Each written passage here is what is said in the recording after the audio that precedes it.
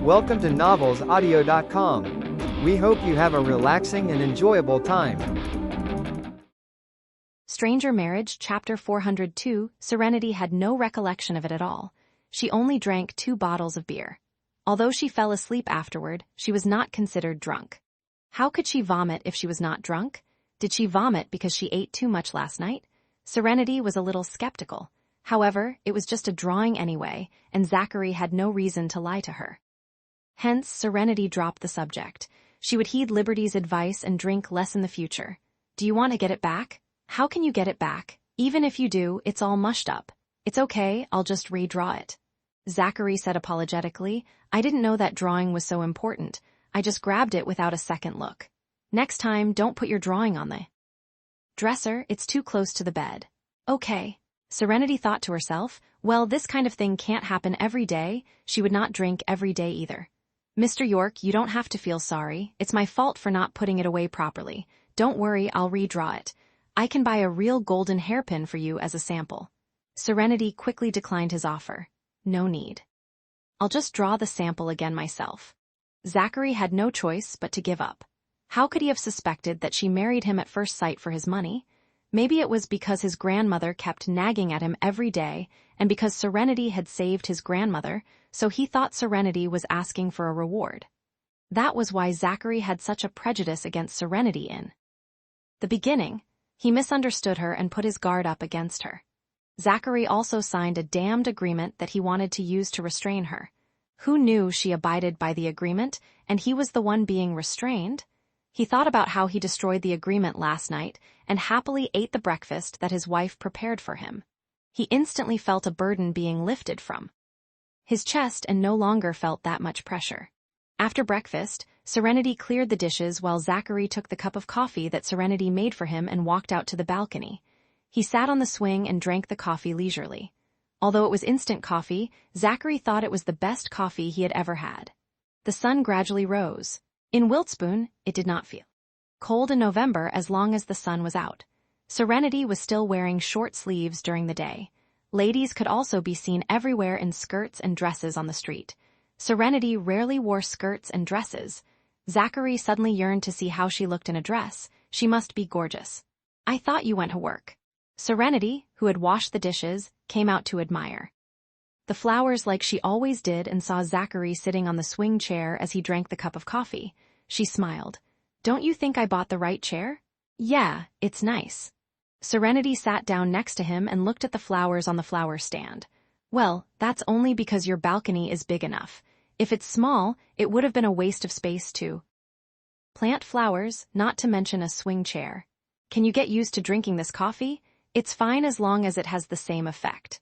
Serenity leaned back on the chair. I just placed an order online for an automatic coffee machine and some coffee beans just now. I won't let you drink instant coffee again because it just feels wrong. Zachary admitted. This is the first time I'm drinking instant coffee. I figured, you'll just have to put up with it today. Zachary worked in a big company and was a manager there, so his coffee must be freshly ground. The couple sat on the swing chair on the balcony and went out together after Zachary finished drinking the cup of coffee. Zachary sent his wife to the store before heading straight to the office.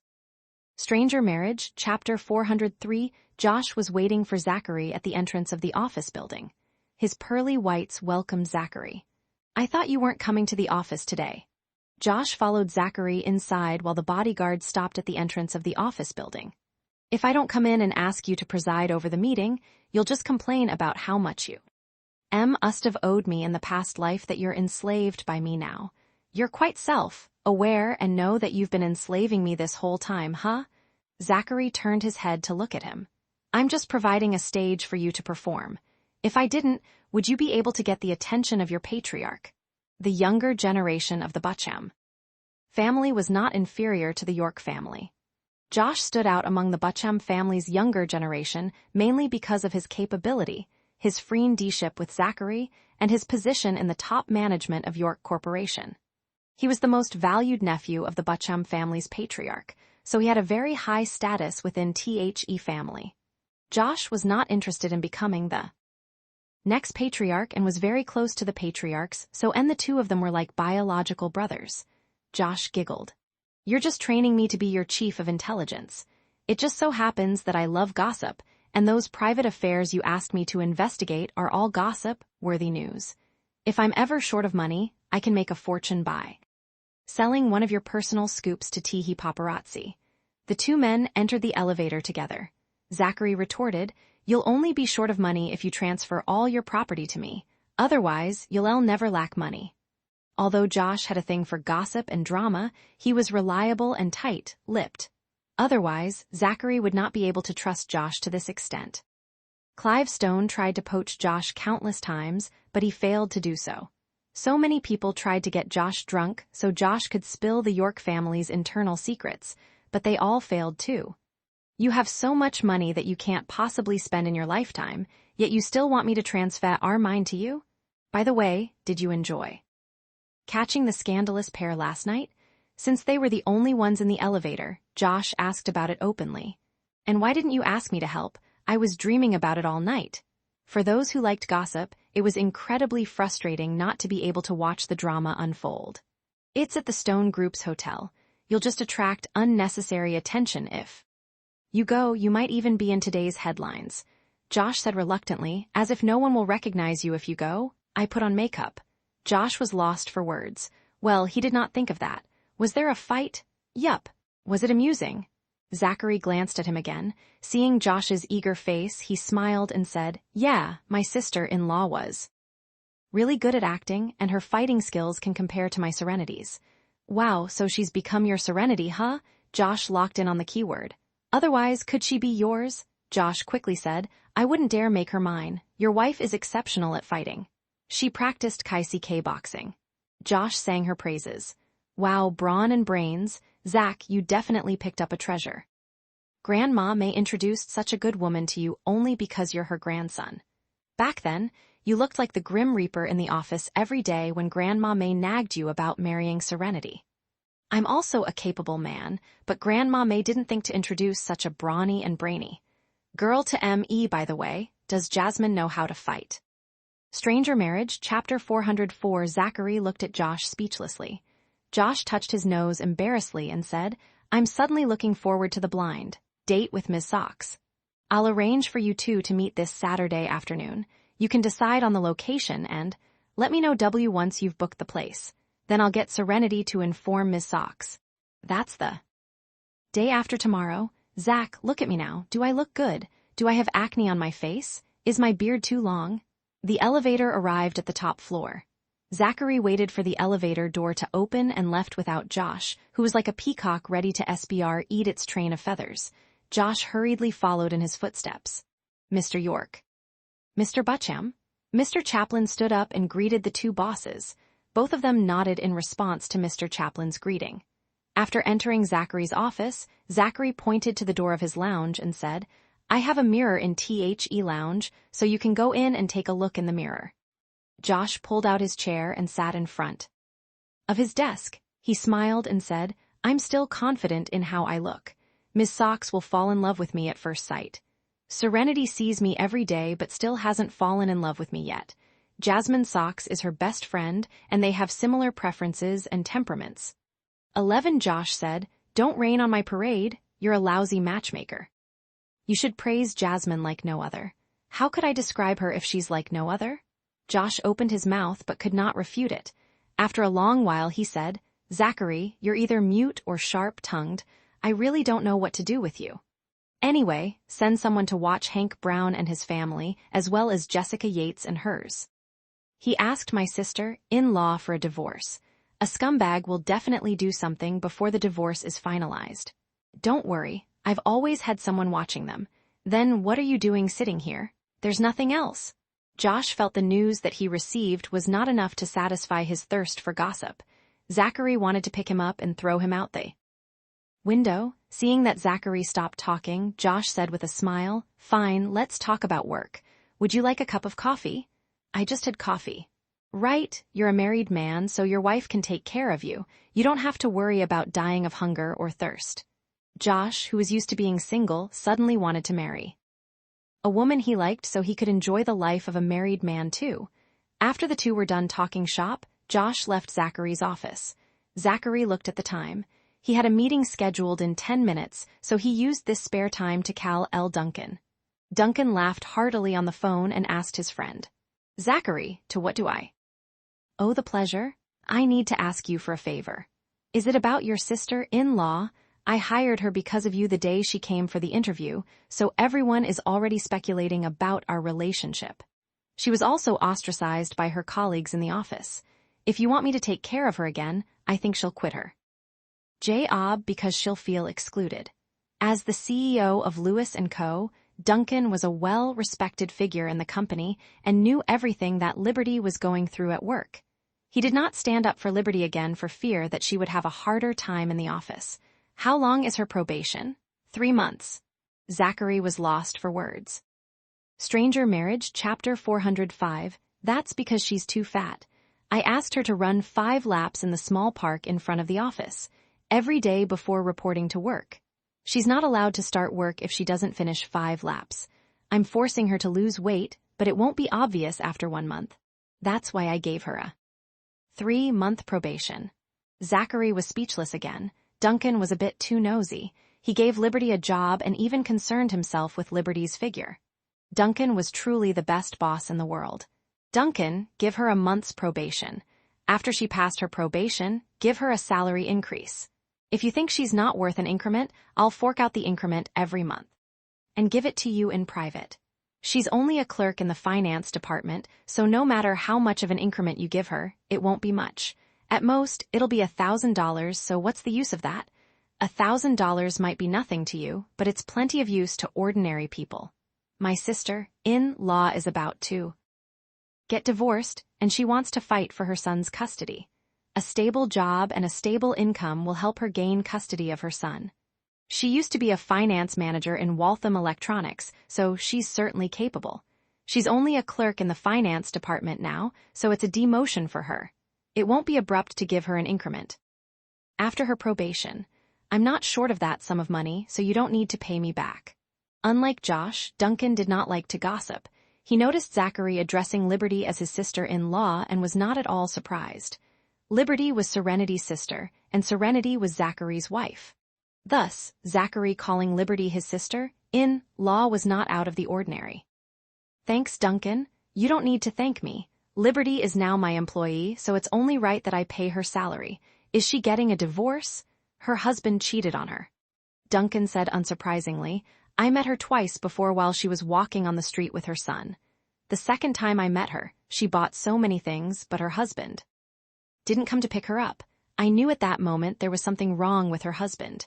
If they were in a good relationship, her husband would have gone to pick up his wife and son when he found out that his wife bought that many things. Zachary, don't worry. As long as she doesn't resign, I won't fire her. I'm relieved that she works for you. I need to get into a meeting now. I'll buy you dinner someday. You can come over to my house and try my wife's cooking. Her home-cooked meals are delicious. You're finally allowing us to see her, huh? Duncan teased Zachary. He saw Serenity once before, but only her back. Duncan was curious if Serenity was as beautiful as a goddess because Zachary fell in love with her in just 2 months. Zachary smiled and did not say more. He hung up the call with Duncan at the Brown family residence. You want to divorce Liberty? Mr. Brown stared at his son who had come over after taking the day off. Didn't you say that you'll put up with her for Sonny's sake? Hank lowered his head and was fixated on his smoking. Olivia came over with Lucas. She was sitting next to her husband and said, Why are you yelling? Don't scare Lucas. She softened her voice and asked her son, Hank, why'd you mention divorce all of a sudden? Did you two fight again? Or did Liberty make a fuss because of what happened yesterday? Stranger Marriage, Chapter 406. Is Sonny all right? Olivia was indeed a little concerned for her grandson after doing something like that and coming home. Her other grandson, having fallen sick this time, had made it so that the whole family could not have peace. Just having a recurring fever alone was enough to worry everyone. Sonny was younger than Lucas by a year. If he had fallen sick too, who knew how much suffering the family would have been put through? He should be fine. I didn't go home and didn't see Sonny. I saw Liberty near the neighborhood going to work like normal. After a whole night of suffering and having beaten up both him and Jessica, Liberty could actually still go to work like nothing had happened. He was all right. Jessica was still cooped up in the hotel, too scared to leave and meet anybody because the handprint on her face had not faded away. Last night.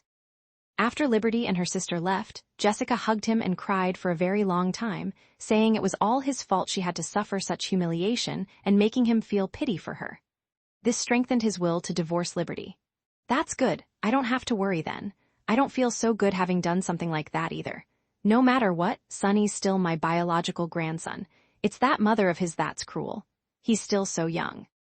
But she abandons him to go to work. Olivia placed all the blame on Liberty. Hank, tell me why you want to divorce her right away.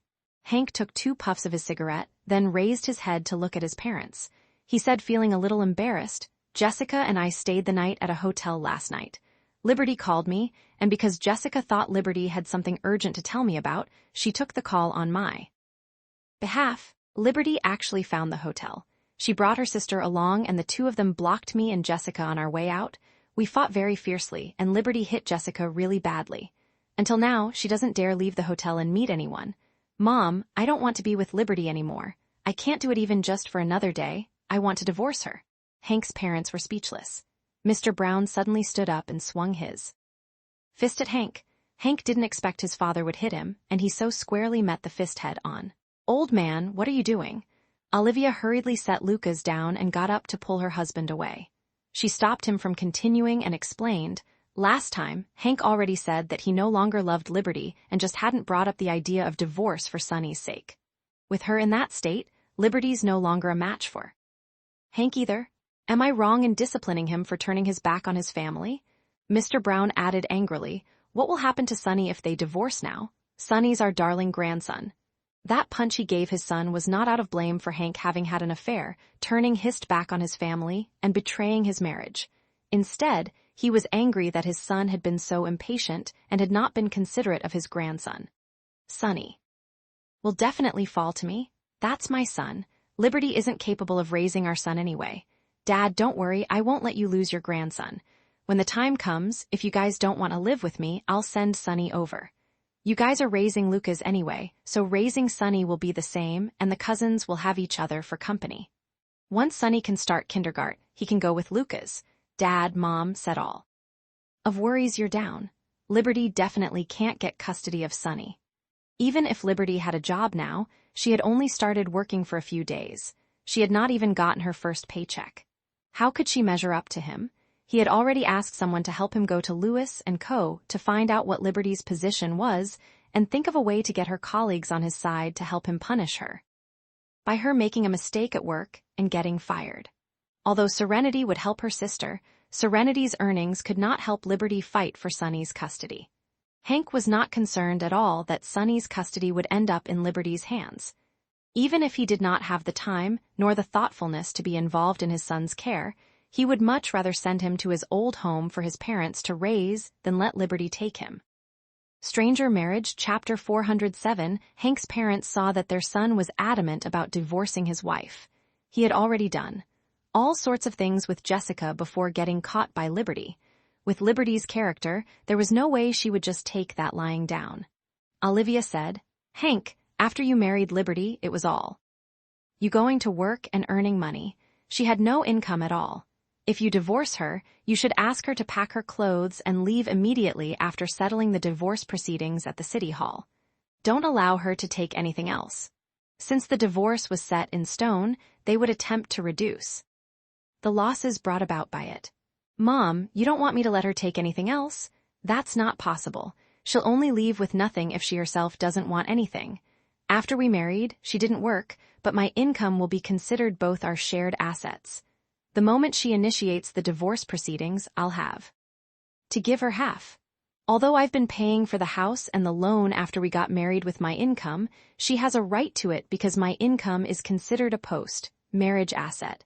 I cannot give her the house, but I'll have to compensate her with a sum of money.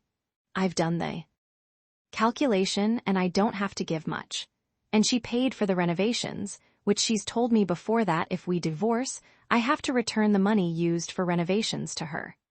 The renovations together with home appliances cost about $420,000. That was all forked out by Liberty. But I've told her before, I'm not going to pay her back even a cent. She paid for it of her own volition. I didn't force her to do it, so I'm not paying her back for that. Olivia immediately said, "Why should you pay her back for the renovations? Just ignore her on that." No matter how she argues or makes a fuss, there's no need to pay her any mind. Hank, have you calculated your assets after you got married? If you really have to give her half, how much do you need to give her? Around $200,000. 200,000? Olivia cried. No, Hank. You can't give her $200,000. She didn't earn a cent after she got married to you, so why should she take $200,000 of your money? She can get $2,000 only, whether she likes it or not. 200,000? That was like cutting her flesh off of her body. Hank did not want to give Liberty any money either. It was just that, while initiating the divorce now, it would be too sudden for him to move his assets away. He could only negotiate for a divorce. If that did not work, they would have to go to court, Mr. Brown said guardedly. You got caught cheating by Liberty. Will that work against you? For example, will she take away all your assets?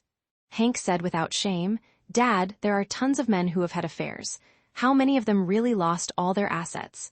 Liberty and I didn't sign a prenup before we got married, and the Stranger Marriage, Chapter 407, law doesn't say that the cheating party will absolutely lose all their assets. It's just those people who think that the cheating party should lose all their assets. So many men richer than he was had affairs, but they had not lost all their assets now, had they? It's just because I cheated. If Liberty files for the divorce proceedings, she's the innocent party. I'll have to be more considerate of her when we split our assets. Olivia was confused. She only understood one thing: when her son divorced, he would have to give Liberty some of his money. She was extremely unwilling to let this happen, especially when her son said that he would have to give Liberty more consideration when they split their assets. Was that not equivalent to her son giving Liberty even more money? Hank, why don't you forget about divorcing her? You see, you'll lose so much when you do. Go and admit you're wrong too, Liberty, and tell her you won't do it anymore. Even if your relationship can't be as good as it was, at least you'd be able to stay married. She loves Sonny, so for Sonny's sake, she might not divorce you then.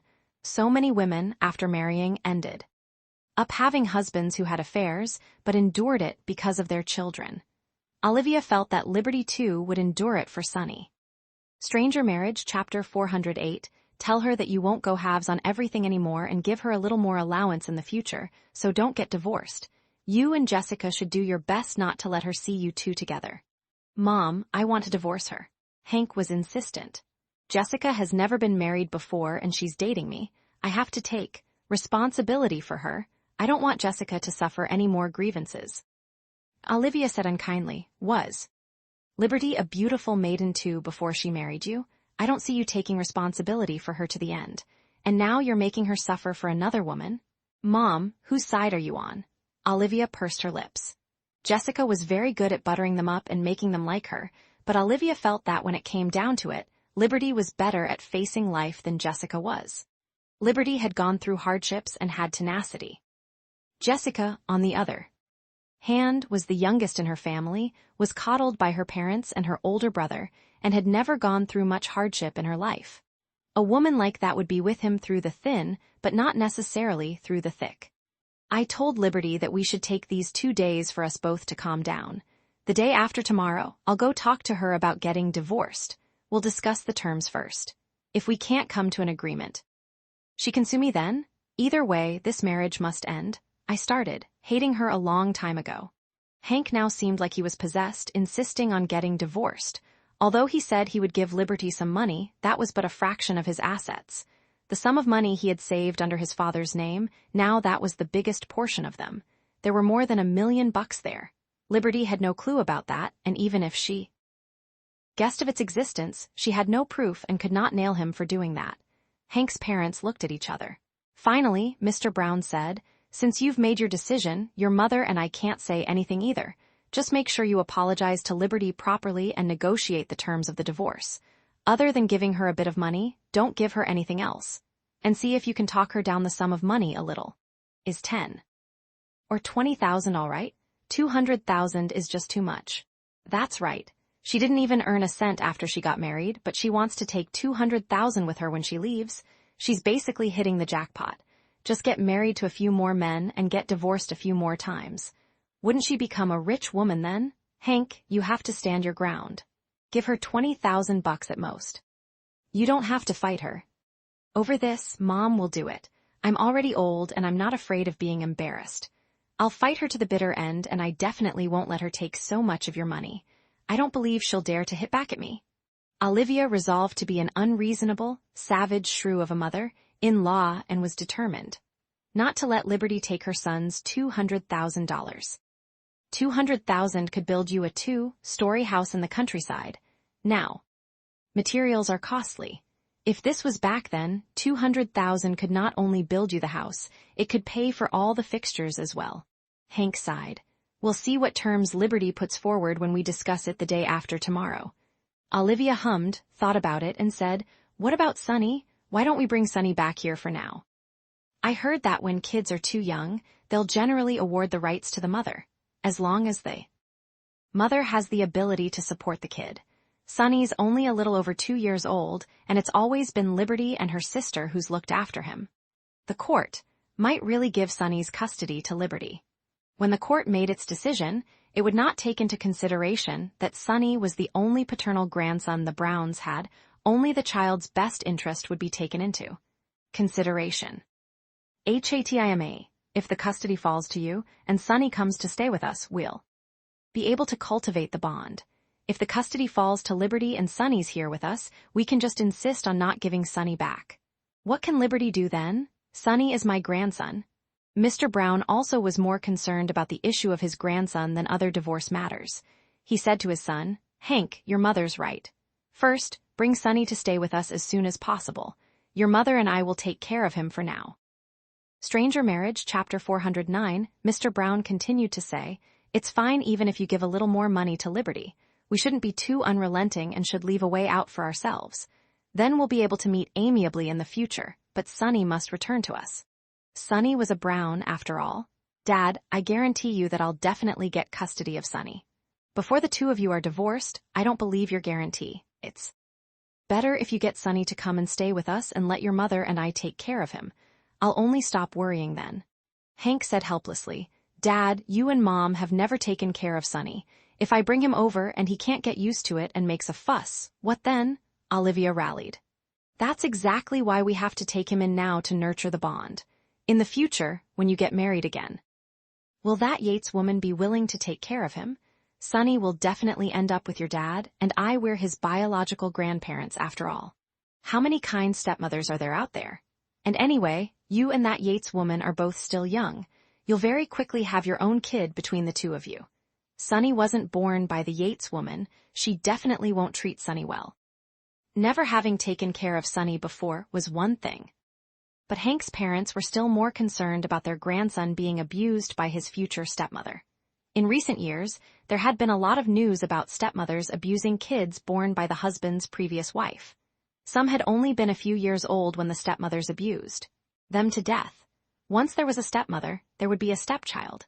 Who knew how their own child would treat Sonny in the future? Sonny was their first grandson.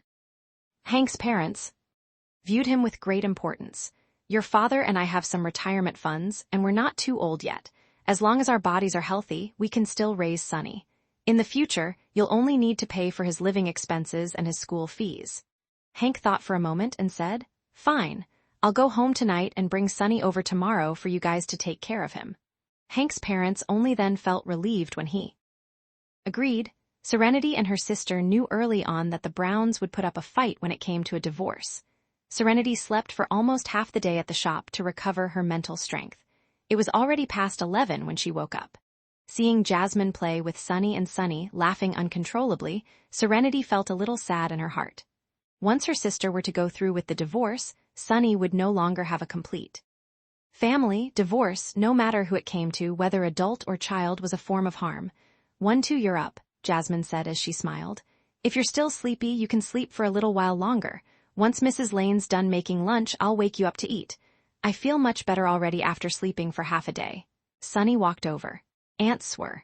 Serenity picked him up and he asked, Aunt Swir, are you sick? Why are you always sleeping. He even mimicked the way his mother normally felt his forehead and touched Serenity's forehead. He then touched his own forehead but did not know what to say. This action of his made Serenity laugh and hug him tightly. Once Serenity loosened her grip, she said while smiling, "I'm not sick. I didn't sleep well last night, so I'm making up for it now. That's why I was sleeping so much." "Why didn't you sleep well last night?" Sunny felt that once he climbed onto the bed, as long his mother was by his side, he could sleep extremely well. Was Aunt Swir unable to sleep well because she did not have her mother by her side? He had never seen Aunt Swir's mother before. His mother said Aunt Swir's mother was his maternal grandmother. "Because I was thinking of how to make money, make lots of money, and become a rich woman. That's why I didn't sleep." Well, Sunny blinked and wanted to reply, but was kind of stumped on what he should say. The torn look on his face was incredibly hilarious to witness. "Has Sunny eaten?" Sunny rubbed his tummy and replied, "Jazz fed me, Sunny's full." Serenity laughed and put him down. "Then Sunny can keep playing, I need to make a call." "Okay." The little kid obediently walked back to Jasmine and let Jasmine play with him. Serenity placed a call to Zachary. Stranger Marriage, Chapter 410, Zachary instantaneously picked up her call. "Mr. York, were you all right this morning? Can you hold up? If not, you should get the remaining day off to come back and rest after your meeting." Hearing her concern, Zachary felt happy. He leaned back on the black swiveling chair. He said as he spun, "I only managed to hold up because I had a cup of coffee after I got back to the office. Work is almost over. I can sleep for a bit soon." "Aren't you going to eat?" "I'm too sleepy and I don't have an appetite. I don't feel like it." "That won't do. You've worked the whole morning. If you don't eat lunch, you'll get gastric problems. It'll be very hard to recover fully afterward." Zachary said softly, "I just don't feel like eating." "After you finish work, you should get some sleep first. I'll send some food over to you in a bit. I'll call you once I've reached your office." He only lost his sleep because of her sister's issue. Whether it was for their public image or in private, Serenity could not just let Zachary skip lunch. "All right then, I'll sleep in the office for a while. Give me a call when you reach. Be careful when you drive." "I slept for half the day in the shop, so I'm in good spirits." "It's fine. You should go and do your thing. Once you're done, hurry up and get some sleep." After she finished saying that, Serenity hung up. She then got up to enter the kitchen and took out an insulated lunch box. As she washed it, she said to Mrs. Lane, "Mrs. Lane, Mr. York isn't coming back to eat, so I'm sending some food over. You guys should go ahead and eat first. Just keep some for me and I'll come back and eat them." Mrs. Lane hurriedly said, "The food's already done. They can eat once your sister comes over. Why don't you eat first? If you only eat when you get back, it'll probably be past 1 o'clock by then. You'll get gastric issues that way." Serenity thought for a moment. That was true, so she let Mrs. Lane fill up the box with pasta and some side dishes. Mrs. Lane even packed some soup for him. In the end, the insulated lunch box was packed to the brim. Serenity speedily drank a bowl of soup and shoveled a bowl of pasta down, hardly touching the side dishes. Filling her stomach in just a few moments, she picked up the insulated lunch box and said to Mrs. Lane, "I'm going to send the food over first, Mrs. Lane. When it gets busy later, please look after Sunny." The students were all pretty respectful and did not need much supervision. All Jasmine had to do was mind the cash register. "I will. You should hurry and send the food over to Mr. York." Mrs. Lane was worried that Zachary would be hungry. She urged Serenity to hurry on over and give him the food. After he ended his call with his wife while still in the office, Zachary delightedly sent Josh a text. "Zachary, you go ahead by yourself to eat at the hotel later. I'm not going anymore." "Josh, you're going to Mrs. York's shop to eat again?" "Zachary, I'm too sleepy, so I'm going to have a nap to recover some sleep first. My wife's worried about me, so she's sending some food over herself." Josh did not feel like replying anymore. He felt like a handful of a public display of affection had just been shoved into his face. He seriously suspected that Zachary was deliberately bragging about a husband and wife's affection to provoke him into looking forward to his own marriage and his date with Jasmine even more. Then, Zachary would have bragging rights as the matchmaker. Knock knock. There was a knock on the door. This interrupted Zachary, who wanted to continue showing off the affection between him and his wife. The person outside did not wait for his reply. Before pushing the door open and walked in, it was Nana. "Nana, why are you here?" Precisely at this time, too. Serenity would be reaching soon, too. Did Nana speed here just to be a third wheel? She did not just bring herself, she brought a luggage bag with her too. Zachary saw Nana dragging in that luggage and his face turned an unsightly shade. His brows furrowed and he asked, "Nana, what are you doing?" Stranger Marriage Chapter 411 Gu Lingfei 411 Nana dragged her luggage and walked straight to the sofa. She sat down and said, "Zachary, I want to move in with you and Saren." Zachary's face stiffened. "Nana, you promised me I'm not stirring trouble, so what are you so nervous for? What are you worried about?" Nana rebutted. Following that, she said stubbornly, "I've already been chased out of home by your dad and uncles. I have nowhere else to go, so I wanted to seek refuge with my grandson. Is that not okay? Are you going to learn from your dad and uncles and chase me out too?" Nana sighed. "When you get old, you get hated. Wherever I go, I get chased away. What's the point of raising sons? What's the point of raising grandsons too? It's better to raise a sweet granddaughter." Zachary's expression was dark. "Nana, my dad and uncles would never chase you away. Even if she wanted to move in with him, she should not tag his dad and uncles with a giant label of being unfilial." Nana smiled cheerily. "I can't say it was my daughters-in-law that chased me away now, can I? I gave birth to my sons, so no matter how I discredit them, they won't take it to heart. I didn't give birth to my daughters-in-law, so how could I discredit them?" Zachary was speechless. "Anyway, I've heard all about it." Zachary asked a little uneasily, "And what have you heard all about, Nana?" "I heard your sister-in-law is going to get divorced. Her crisis is your chance to prove yourself. As long as you help your sister-in-law solve the problem, Serenity's favorability toward you will continue to rise. Then, I'll be able to carry my great-granddaughter in my arms. I missed out on so many good shows, so no matter what you say, I can't miss out on this one. So I'm moving in with you too. If you don't let me do that, I'll go tell Serenity that you're being unfilial and that you don't want to take me in even when I have nowhere else to go." Zachary's expression was as dark as it could get. "Nana, can you be reasonable? I have no reason to speak of that with you." Zachary was speechless. "I've even brought my luggage over already. If you don't let me move in, I'll roll out a rug at the entrance of your place. If Serenity thinks you're unfilial and wants to stop liking you, you can't blame me then. Kay, don't worry, I won't give your secret away. You've been hiding your identity and lying to Serenity for so long now. The longer you do so, and once it gets out, the angrier she'll be. I'm filled with more joy as I look on. I can't wait to see how you'll salvage the situation then." Syriac letter 720, Syriac letter 718, Syriac letter 718, Syriac letter 72a haha. Zachary kept a tight lid on his anger. This was his Nana. He had to endure it. He could not let his temper flare at all costs. Fine. If you want to move in, then you can move in." Facing his own Nana, Zachary could only raise the white flag in surrender. "Nana, you must not have eaten yet, right? There are only 5 minutes left until work ends. You should hurry and get Callum to take you out to eat." Nana asked him, "Why, aren't you eating? Or are you going to Serenity's shop to eat? Can I follow you? Don't you want to meet your great-granddaughter as soon as possible? If you're constantly following me to third wheel us, you won't be able to meet her even in a few years' time. Wow, you've seen the light. Did the sun rise from the west? Or have I started hallucinating in my old age and heard wrongly?" Nana took her phone out and said to Zachary, "Zach, say that again a little louder so I can record that. When I'm bored, I'll play it back to make sure I didn't hear it wrongly." Zachary was speechless. Nana then glanced twice at her grandson's legs and asked, "Do your Stranger Marriage Chapter 412. Who was the one who said, 'I don't get jealous, it's unbecoming, and I don't chase after women'? Zach, do you know who said that?" Zachary's face did not twitch from its glum expression. His lips were pursed tightly as he kept quiet. Nana laughed until she was content and only then changed the subject. "Isn't Alyssa Stone waiting for you there? She won't come and disturb me anymore." Alyssa had not come to the office to lie in wait for him for the past 2 days.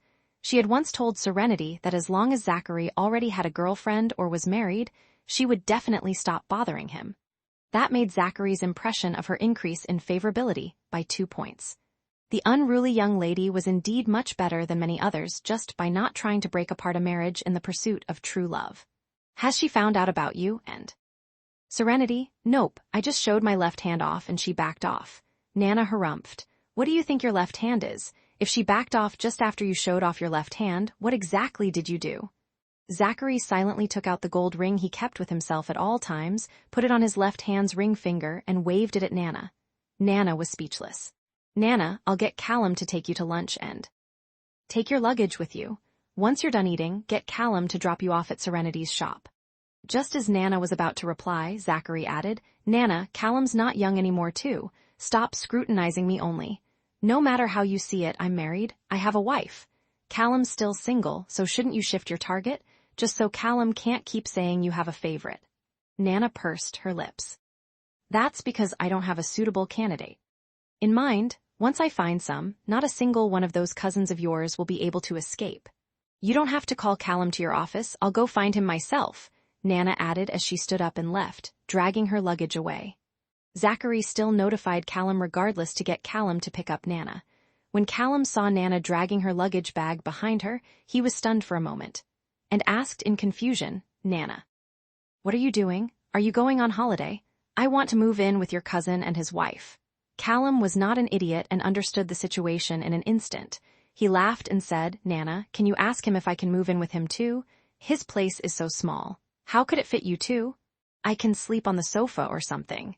If that doesn't fly, I can just roll out a rug. You can just tell him that if I see him and Serenity being affectionate every day, I'll be easily influenced and want to end my singlehood. My parents would be extremely thankful to him if he lets me move in. He was still single, and his parents were extremely anxious at this point. Nana chuckled and said, if you want to say that, you can tell him yourself. I'm not going to be your messenger, do you think? It was easy for me to get him to let me move in. I had to go in with a thick skin and sling some false accusations at your dad and uncles, way before I managed to get my way in. If I tried to help you, I'd lose even my own chance to move in. What a loss that would be. After having missed out on so many good scenes, for the second half of the show, no matter what, she could not miss them out anymore. Especially since that cheeky boy Zachary had finally started to make his move on Serenity. If she did not keep an eye on them, and the two of them had an argument and started a cold war with each other again, they would have to go back to the drawing board. When would she be able to meet her great-granddaughter then? Callum asked in curiosity, Nana, what sort of false accusations did you accuse my dad and the rest of? Should I do the same? Nana smacked him with a huff. Wait until you become a grandfather, then we'll talk. You don't even have a girlfriend right now, so you can't. Callum rubbed the part where his Nana had smacked him. He was so incredibly curious. What did Nana accuse them of that he would have to wait until he was a grandfather to do the same?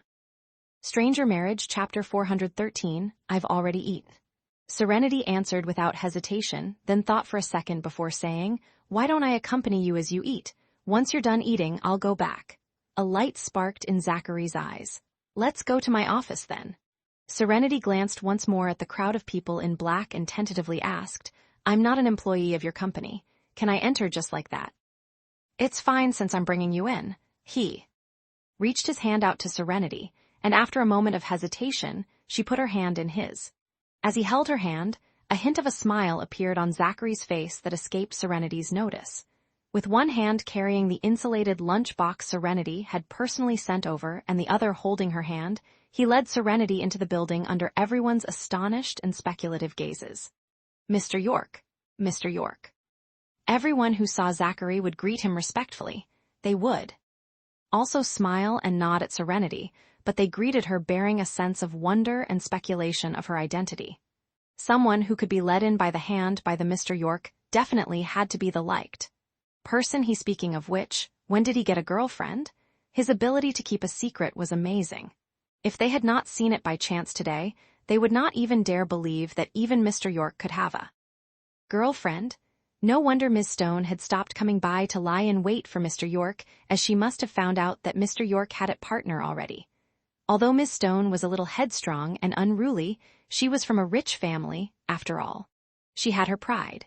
It was normal to not want to fight someone just for a man. Someone wanted to secretly take a photo of Zachary holding Serenity's hand with their smartphone, but was stopped by the person beside them. Do you want to die? You dare sneak a shot of Mr. York? That person was a little confused. I'm not taking a photo of their faces, just their backs. Our Mr. York's love life has finally made some progress. This is big news. I can't help myself. I want to share this on my social media. You can't even take photos of their backs. Before Mr. York publicly announces his relationship, we caw. take any photos of him, and we can't tell any outsiders about this either. That person thought about it, and in the next moment, their face paled. They hurriedly shoved their smartphone back into their pockets and thanked the person who stopped them from secretly taking the photo. All of them knew what Mr. York was capable of. If they offended him, their career would be prematurely ended. One was not to assume that Mr. York would not find out. If they had secretly taken photos of him. Mr. Buckham, who was constantly by Mr. York's side, was also known as his chief of intelligence and incredibly capable. The only things Mr. York did not know about were the things he did not want to. Serenity was in the dark to all that was happening around her. As she was led into the office building by Zachary, she was shocked by the atmosphere of York Corporation's office building. CC when Zachary brought her into his office, she noticed the plaque on his office door read Chief Operating Officer, and only then learned what Zachary's position in York Corporation was. Once the office door closed, she said to Zachary, "You said you have a regular job here in the company, and you rarely have the chance to even meet the boss. But when I came in earlier, I saw that it was written Chief Operating Officer on the door. You're being a little too low, key and modest." "This isn't my office," Zachary lied with no qualms. His face did not turn red nor did his breath hitch. He walked to the sofa in the reception area and sat down. Once Serenity followed him over, he explained, "This is my superior's office. The large area with all the cubicles we passed by earlier is where I sit. Didn't you come to send me lunch? I was worried you'd feel uneasy under everyone's eyes, so I asked my superior to lend me his office for a bit." His words bore half truth and half lie. It was true that this was not his office, whereas Callum York being his superior was a lie. Serenity believed him and sat down opposite him, smiling as she said, "Why would I be uneasy? They can look if they want. I'm still pretty confident in my looks. All of them address you, Mr. York, with utmost respect." Stranger Marriage, Chapter 414, Zachary opened the lid of the insulated lunch box as he said, "If you join my company and work here, you'll realize that everyone addresses each other this way regardless of position. Our company culture places respect as a priority. Anyway, I'm just an average existence here." Serenity stuck her tongue out at him. "Luckily, I don't have the capability to join your company and work here, or else there'd be too many names to remember." Zachary looked at her meaningfully. "You're in a pretty good position right now. You have freedom. And you earn quite a bit too. You don't know how many people would envy a self-employed person with freedom like you. I couldn't get used to being managed by someone, so I opened my shop with Jasmine right after graduation. Jasmine's family helped a lot, or else we wouldn't have been able to get the operating rights to our shop. It was not easy to open a shop right at the entrance of a school. Was that copper wire tree bought from my online shop?" Serenity saw there was a copper wire tree placed on Callum York's desk. Zachary hummed in admission. He really did not like looking at Callum's copper wire tree because he got it without spending a single cent. "Didn't you notice when we passed by the cubicle area earlier? There's either a copper wire tree, money tree, or Mankey, Nico on everyone's desk. Whichever it is, they were all bought from your online store." Serenity suddenly felt a sense of achievement and said as she laughed, "It's all thanks to you, and Callum for giving the recommendations. Alyssa also contributed a lot. She not only recommended me to her friends, but she also asked her brother to buy my handicrafts and put them in his office, saying that would help promote my business. Now, the earnings from my online shop are higher than the earnings from my bookshop. When you had lots of friends, your path would be easier. The path would be even easier to walk, especially if your friends were as helpful as Alyssa Stone was." Zachary was lost for words. His wife's craftwork was even displayed in his rival's office. Even he had not successfully made inroads into the stone group yet, his wife was even more capable than he was and had already attacked Stone Group first. Not bad. As expected of his, Zachary York's wife, she was aggressive like he was. If Serenity knew what he was thinking at that moment, she would definitely say he was blowing his own trumpet. Thinking it was Zachary's superior's office, Serenity only dared look around the office twice and did not wander. Afterward, her gaze returned to Zachary and she smiled happily as she watched him eat, asking him from time to time, "Is it delicious?" 12. Stranger Marriage, Chapter 415, Mrs. Lane's cooking is pretty good, but I prefer your home cooking. It's very flavorful. I think Mrs. Lane's cooking tastes better than mine, though. Zachary looked at her meaningfully, although it was unclear what he meant by it. Serenity's heart inexplicably started beating faster. What was happening? In the past, when he stared at her with those dark eyes of his, her face would not turn red, nor would her heart get flustered or get scared. Now, when he stared at her, her heart would beat faster. She wanted to escape it, but could not bring herself to. It was a pretty contradictory mentality. You really couldn't get the afternoon. Off to rest? Not this afternoon. I'll ask for a day off tomorrow. It'll be the weekend in 2 days, so I'll have 3 days of rest in total. Serenity was confused. You're not asking for the day off today, but you're asking for tomorrow. The work due today is all really important, so I have to make sure it's handled properly. As for tomorrow, there isn't anything important due, so if I ask for the day off to rest, no one will say anything. Oh, Serenity said blankly. Oh, right. I saw Callum and Nana earlier and Nana looked really unhappy. What happened? Zachary said as he munched. She got into an argument with my dad. In her anger, Nana ran away from home and came to the office with her luggage bag to vent to Callum and I tonight. Nana's coming to stay with us. Why did they argue? Serenity asked in concern. She remembered that her father-in-law was very obedient toward Nana. I don't know either. When I asked Nana, she wouldn't tell me, and when I called my dad to ask him, he wouldn't say a thing either. Let's not ask then. If Nana wants to stay with us, let her stay a little longer. You're not working tomorrow, so it's perfect timing. You can take Nana shopping to cheer her up. Zachary opened the lid of the insulated lunchbox as he said, if you join my company and work here, you'll realize that everyone addresses each other this way regardless of position. Our company culture places respect as a priority. Anyway, I'm just an average existence here. Serenity stuck her tongue out at him. Luckily, I don't have the capability to join your company and work here, or else there'd be too many names to remember. Zachary looked at her meaningfully. You're in a pretty good position right now. You have freedom, and you earn quite a bit too. You don't know how many people would envy a self-employed person with freedom like you. I couldn't get used to being managed by someone, so I opened my shop with Jasmine right after graduation. Jasmine's family helped a lot, or else we wouldn't have been able to get the operating rights to our shop. It was not easy to open a shop right at the entrance of a school. Was that copper wire tree bought from my online shop? Serenity saw there was a copper wire tree placed on Callum York's desk. Zachary hummed in admission. He really did not like looking at Callum's copper wire tree, because he got it without spending a single cent. Didn't you notice when we passed by the cubicle area earlier?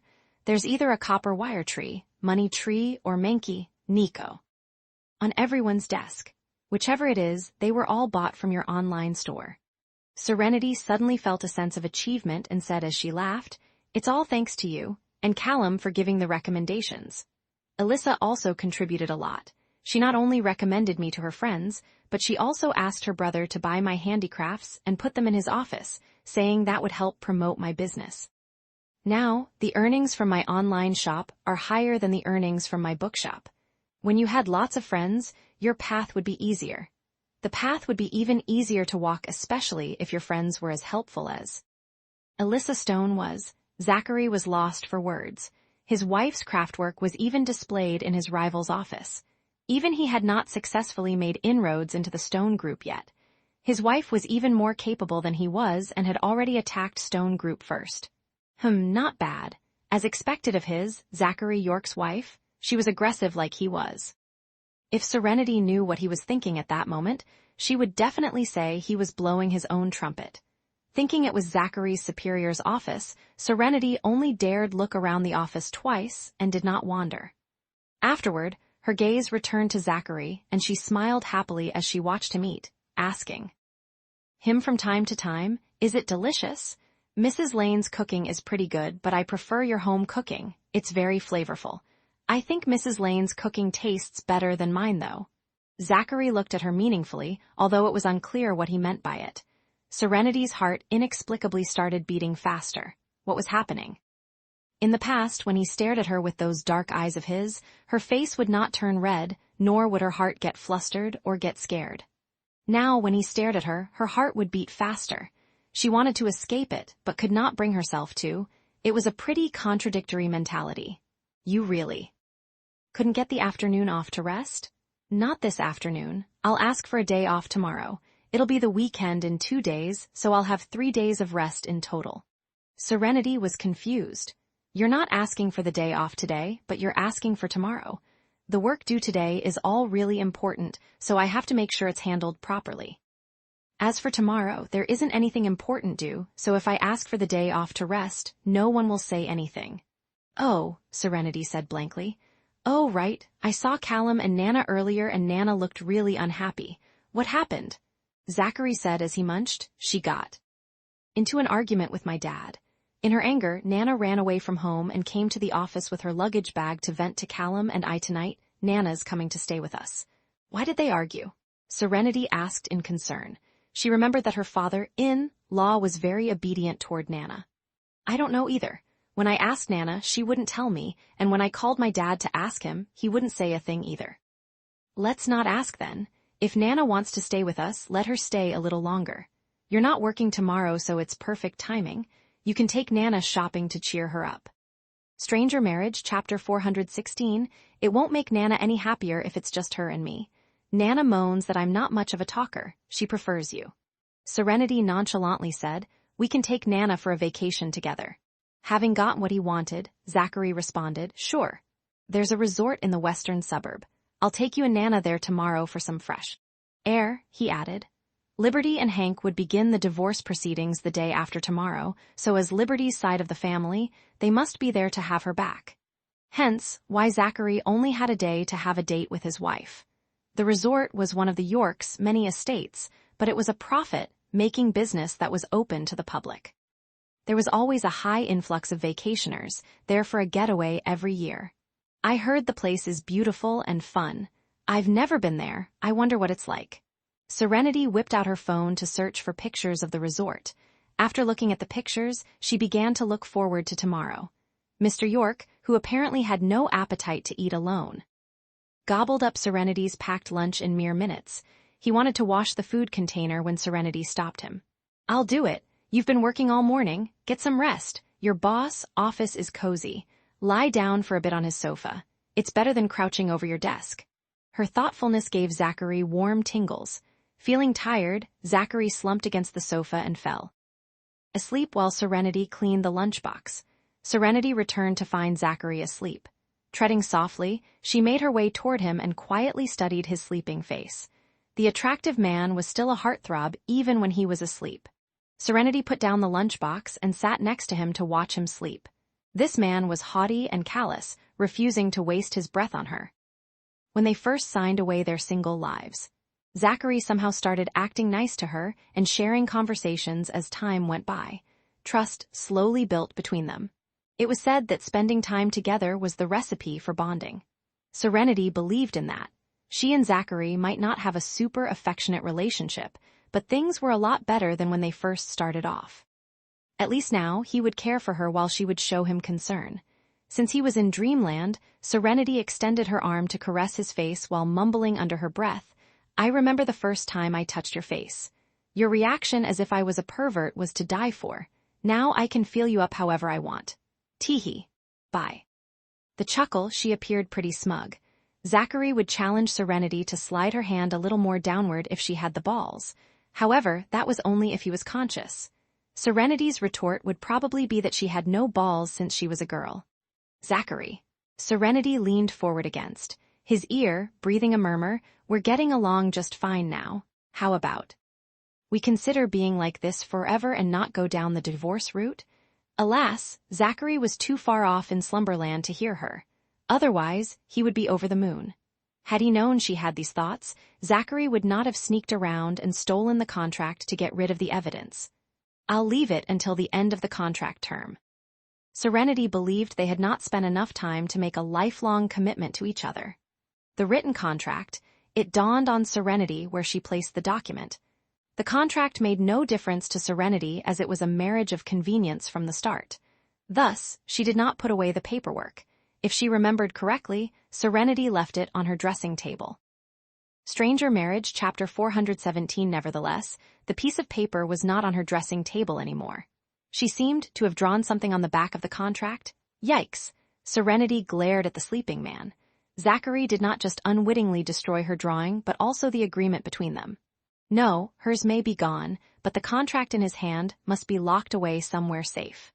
Zachary was unresponsive when Serenity poked him in the face, so she jabbed him again and said, "It's unfair that you accidentally destroyed mine while you still have yours. It puts me in a precarious situation." Maybe she should steal his contract and get rid of it. It would put them on a level playing field. No one had the contract to restrict anyone. Serenity would feel much more at ease. The thought that she did not have access to his bedroom was a hurdle, though. How could she steal the contract to destroy it? Should she get him drunk? Knock him unconscious? Or seduce him? Serenity ran through many scenarios in her mind, but the ideas came up short.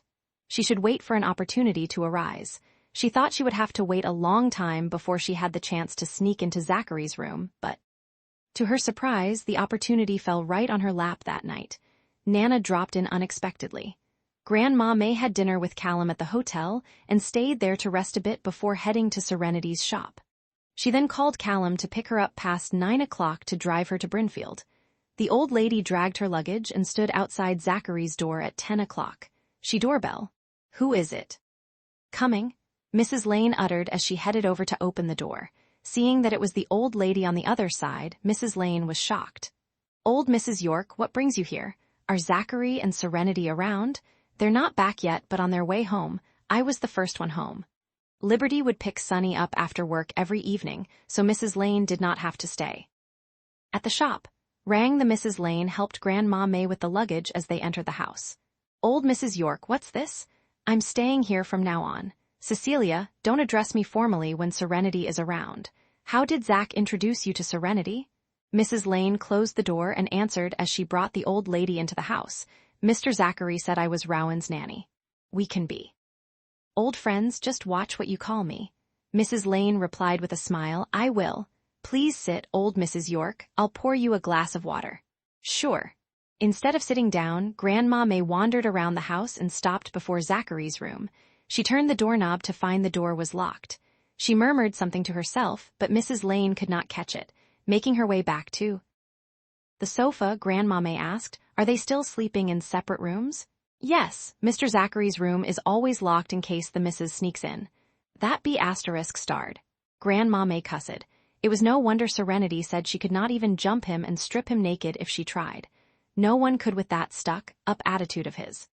"Old Mrs. York, Mr. Zachary and the missus will become closer than ever if you do something about it. Based on my observations for the past 2 days, they seem to have feelings for each other, but they're still not that into each other. The missus seems a little scared and oblivious to Mr. Zachary's advances. Maybe she's feeling insecure. Zachary's not doing good enough if he doesn't make Saren feel safe." The old lady sighed. "It takes time for the B** starred to warm up to anybody, so he's making quite good progress now. I thought it'd take him a year or so before he gets it. He's got me constantly worried." Grandma May had a great life. Her marriage was beautiful when her husband was still around. Now that she was old, Grandma May was blessed with respectful children and grandchildren all around. Her grandsons were raised well. Her only concern was their marriages. Stranger Marriage, Chapter 418. Forget the 8 younger brothers and cousins after Zachary. Zachary himself was a source of Grandma May's distress. Grandma May's husband once broke down to her about the grandsons' characters. He said Zachary Wu LD be the world's greatest grandson to Grandma May, but also the one she could not take her mind off. Grandma May's husband even predicted that with Zachary's personality, the boy would be single all his life if Grandma May did not meddle in his marriage. Now it appeared her old man was right on the money. "Old Mrs. York, you can't rush relationships. Marriage is a lifelong milestone. Serenity doesn't want to end up with the wrong man like Liberty. Although divorce is common nowadays, it's a high price to pay to waste all the years in a relationship for nothing." The sound of the door unlocking was heard. "Mr. Zachary and the missus are back." The old lady reminded Mrs. Lane, "Be careful how you address me." Mrs. Lane nodded her head. Zachary and Serenity walked into the house to Mrs. Lane watching TV with Grandma May. Mr. York, Miss Serenity, you're back. Mrs. Lane got up and said with a smile, Mr. York, your grandmother is here. Nana, Serenity drew close. Nana, you came here on your own. I was just telling Zachary I didn't see you at the shop. I didn't want to bother you at the shop, so I had Callum drive me here. Out of the members of the York family, the old lady was whom Serenity was most familiar with. The pair were like actual grandmother and granddaughter and could talk for days. Zachary was jealous, to say the least. He and Serenity had nothing much to talk about when they were together. Was Nana moving in to take Serenity's attention from him? Oh, shoot. Struck by a thought, Serenity smacked Zachary's lap and uttered, Zachary. We only have 3 rooms YTH beds. Where is Nana sleeping tonight? She should have bought an extra bed to put in another guest room when she shopped for bedding with Mrs. Lane. They had got nothing ready now that Nana was here. Zachary looked at her hand that attacked his thigh before turning his attention to Nana. And he told Nana to head to Serenity's shop after lunch, but the old lady went straight to Brinfield instead. IT would be late by the time Zachary and Serenity returned from work. Since the guest room was not Riadai, Nana would have to sleep with Serenity. Knowing Nana, Zachary bet Nana would kick Serenity out of her room. He knew that the number one thing on Nana's wish list after moving in was to get him and Serenity to share a bed. Grandma May remarked, I'll sleep with you, Saren. Okay, so long as you don't mind. The old lady grinned. Sorry you have to put up with me. Don't say that, I don't put up with you. Nana, I'll take your suitcase into my room. Serenity got up and pulled Grandma May's suitcase into her room. Rising to her feet to come with, Grandma May even shot her grandson an angry look.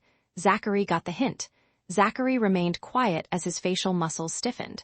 Grandma May went into the bedroom and stayed there. Zachary sat for a while before getting up to read or eat to his bedroom.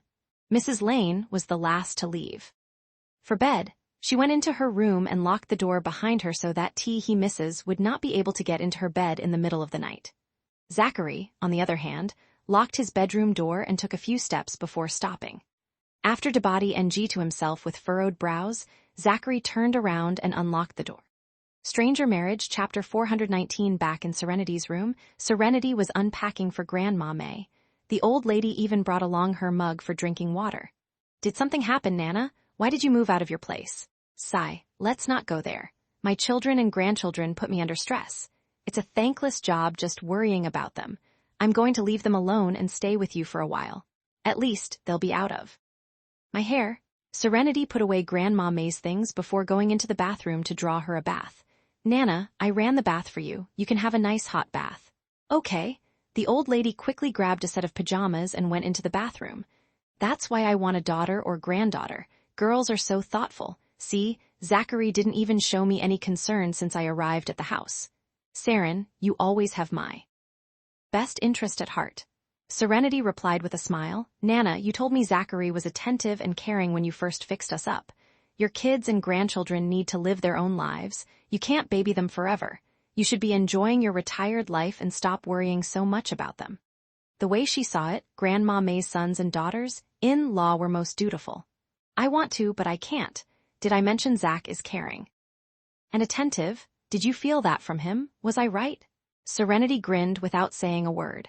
Zachary was indeed caring and attentive to the people he cared about. It was not just Zachary, but everyone else too. People tended to have their loved ones' best interests at heart. Grandma May climbed into Serenity's bed after taking a bath. By the time Serenity emerged from the bathroom, Grandma May was deep in slumber. The only thing was the old lady was snoring pretty loudly. Serenity was speechless. She could sleep through the storm if she were drunk. Otherwise, Serenity would be tossing and turning all night at the slightest noise. Letting out a sigh, Serenity accepted her fate and climbed into bed to lie down next to Grandma May. Her bed had 2 pillows but only 1 duvet.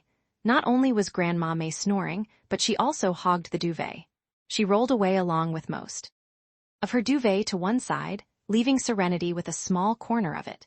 With Grandma May's snoring thundering in her ears, Serenity tried to stuff her ears, but it only made her feel uncomfortable. After trying for over 10 minutes, Serenity gave up and slid off the bed with her pillow. Despite her intentions to bring the duvet along, Serenity could not pull the layered bundle from under Grandma May. Since the mornings and nights were Getting chilly, it was easy to catch a cold if anyone slept without a blanket. Her in-laws might point the finger at Serenity if she let Nana catch a cold on her first night. Here. Plus, Serenity would not be able to live with it. Giving up on the duvet, Serenity went to grab a thick coat from her closet before slipping out with her pillow. It was pitch dark outside. Without turning on the lights, Serenity went to Mrs. Lane's room and knocked on the door. She cried, "Are you asleep, Mrs. Lane?" Although awake at that point, Mrs. Lane played dumb to Serenity's cries. She even pulled the covers over her head when Serenity knocked on the door and called out to her. Mrs. Lane made it appear she was asleep and heard nothing. Mrs. Lane. Since Serenity could not get Mrs. Lane up, she tried to turn the doorknob only to realize Mrs. Lane had locked the door. The door could not be unlocked even if she got a spare key. She could not get into Mrs. Lane's room, and Grandma May was snoring away in her bedroom. Serenity fell silent for a moment before helplessly retreating to the sofa. In the end, she lay on the sofa and covered herself with her thick coat while waiting for the Sandman to sprinkle dust in her eyes. Perhaps God was in cahoots with Grandma May because it started to pour. The night was already cold, to begin with. The rain only brought the freezing temperature into the house. Serenity's thick coat only offered protection up to her torso. With her legs exposed to the freezing cold, she simply could not fall asleep. Sitting up from the sofa, Serenity decided to grab a pair of socks in her bedroom to put on before trying Dreamland once more. Stranger Marriage, Chapter 420. Serenity took a few steps forward when the bedroom door swung open. It was not her room but Zachary's. He walked out with his water glass in his warm pajamas. It appeared he wanted to pour himself a glass of water. The couple ran into each other. They came face to face. Zachary flicked the light switch and asked Serenity, "Why aren't you in bed?" Serenity embarrassedly murmured, "Your Nana is snoring loudly, Zachary. I can't catch a wink." Zachary approached her room and opened the door to pop his head in. Sure enough, he heard the loud snores coming from his Nana. It was obvious that Nana was faking it, quietly closing the door. Zachary turned back to face Serenity and said, "How do you plan to sleep?" "I was going to sleep with Mrs. Lane, but she's fast asleep. I couldn't wake her, and her door is locked from the inside. I can't get in. I guess my only choice is the sofa." Zachary went to pour himself a glass of water. He saw the pillow and coat on the sofa. "It's pretty chilly tonight, especially with the rain. I couldn't sleep with my feet in the open, so I was going to grab a pair of socks in the room. Zachary, we should get a few duvets and a bed for the other guest room tomorrow." Everything was segregated between them when the couple first moved in together. It never crossed their mind to get a bed for the guest rooms. After Mrs. Lane came along, Serenity shopped for a bed and wardrobe for Mrs. Lane, but the other guest room was left empty. This resulted in the lady of the house having no warm bed to sleep on. "For the night, don't you have water in your room?" Serenity asked casually. She caught a glimpse inside his room when she helped him wash up. He had everything in there. Zachary kept a steady tone. "Yeah, but it's not safe to drink." "Oh," Serenity remarked. Serenity went to sit on the sofa, watching Zachary as he poured a glass of water and walked back to his bedroom. "Zachary," stopping at his bedroom door, Zachary turned around and was fixated on her with his dark eyes. His thin lips pursed as he waited for her to go on. Do you have an extra duvet in your room?" "No. Can you remove your bed linen for me?" "To use for the night?" "No." Serenity responded, "Are you even a man? Can't you see that your wife doesn't have a place to sleep or a blanket over her?" Zachary approached her. After putting his glass on the coffee table, Zachary turned around and placed his hands on her sides. With his towering figure looming over her, Zachary came off as intimidating without even touching Serenity. The dip at the collar of his dressing gown left Serenity's eyes wandering as he leaned into her. "You can't be sure if I'm a man if you just look. You need to try out the merchandise before. You can be sure whether I'm a man." Serenity took her eyes away from his chest and met his gaze for a moment before letting out an awkward laugh. "God knows what I say in the heat of the moment. You're a man's man. He must be impotent if he was not a man." Of course, Serenity would not dare say that. Men feared being called impotent the most. Stranger Marriage, Chapter 421, Lingfei 421. Zachary knew Serenity was not the type to scream when a man stripped in front of her. Serenity would watch with great gusto, even going as far as getting handsy. Straightening his back, Zachary stopped trapping her between his arms in a suggestive way. It would not work on her. Can you sleep by stuffing cotton in your ears? Serenity shook her head. It doesn't feel comfortable. She had nothing to cover her if she slept on the sofa. Zachary could not possibly tell her to sleep on the floor of the guest bedroom. The temperature really dropped tonight, too. After a brief silence, Zachary picked up his glass and headed to his room. You can sleep in my room. 11, his husky voice echoed along the breeze. Serenity was dumbstruck. Somehow her lashing out at him did the trick. Zachary only stopped and looked back once he was at the front of his door. Seeing that Serenity stood still, Zachary's face fell as he callously uttered, "You can sleep on the sofa if you mind that much." He then entered his room and tried to close the door behind him. Serenity picked up her pillow and sprinted over like she was in a 100-meter dash before putting one foot forward to block the door from closing. Her pretty face carried an ingratiating smile. I don't mind at all." Tensing his facial muscles, Zachary glared at her. Serenity paid no heed as she bent over with the pillow against her chest and passed through from under his arm to enter his territory. She did not get a good look at his room when she helped him wash up this morning. Now that Serenity was here. For the second time, her eyes scanned around the place. Zachary took care of the hygiene of his bedroom and washroom. His bathroom was immaculate. Nana did mention that Zachary was a little neat freak, and it showed. After a quick tour around Zachary's room, Serenity helped herself by climbing onto the huge bed and putting her pillow down to hog a spot. She then lay down and pulled the covers over her. It felt good to have a bed to lay her head down and a blanket to ward the cold away. Serenity had not been down for 2 minutes when she sat back up again. She grabbed her pillow and put it at the foot of the bed. As Serenity was making her bed in another spot, she uttered, "Let's sleep on each end of the bed. I'll take the foot of the bed." Zachary drew close with a scowl on his face. "Are you expecting me to go to sleep with your feet in my face?" Serenity was speechless. It was not like she had an athlete's foot. Her feet were not stinky at all. Zachary looked rather upset. Well, it was his bed, and she was merely taking up a spot anyway. Since he was the boss, Serenity immediately retrieved her pillow from the foot of the bed and put it back where it was. So I'll sleep then? That's up to you. It's not like I'm putting toothpicks against your eyelids and forcing you to stay awake." Serenity was lost for words. Judging by that stiff tone, Zachary did not seem pleased to share the bed. His Nana hogged her bed in the first place. It only made sense for the grandson to make up for the misfortune caused by his grandmother. With that in mind, Serenity turned her back on the sour face and snuggled up in bed all in good conscience. She thought she would have a hard time sleeping, but it only took a few minutes to drift into dreamland. Sitting beside her, Zachary watched as she let drowsiness settle in, not knowing whether to laugh or cry about the situation. Was she not the least bit worried? He might force himself on her. Perhaps Serenity got the impression that he was a gentleman enough to not take advantage of her since he was prim and proper with an aloof nature. Zachary had to admit that he was not a pervert who could not keep his hands to himself. However, that was toward other women. Zachary wanted to be touchy, feely with Serenity. They had kissed, hugged, and nearly slept together before. Stranger Marriage, Chapter 422. Sighing inwardly, Zachary lay down next to Serenity. Even if he were to take her, it should not be in such circumstances. Serenity had to be at least willing and conscious. Otherwise, everything would be a blur to her, and she would not know who she got in bed with. Serenity slept like a log despite the change of environment, but Zachary was a different story. He had never shared a bed with anyone before, let alone a gorgeous and hot young woman. This woman happened to be his legal wife too. He was a fish out of water.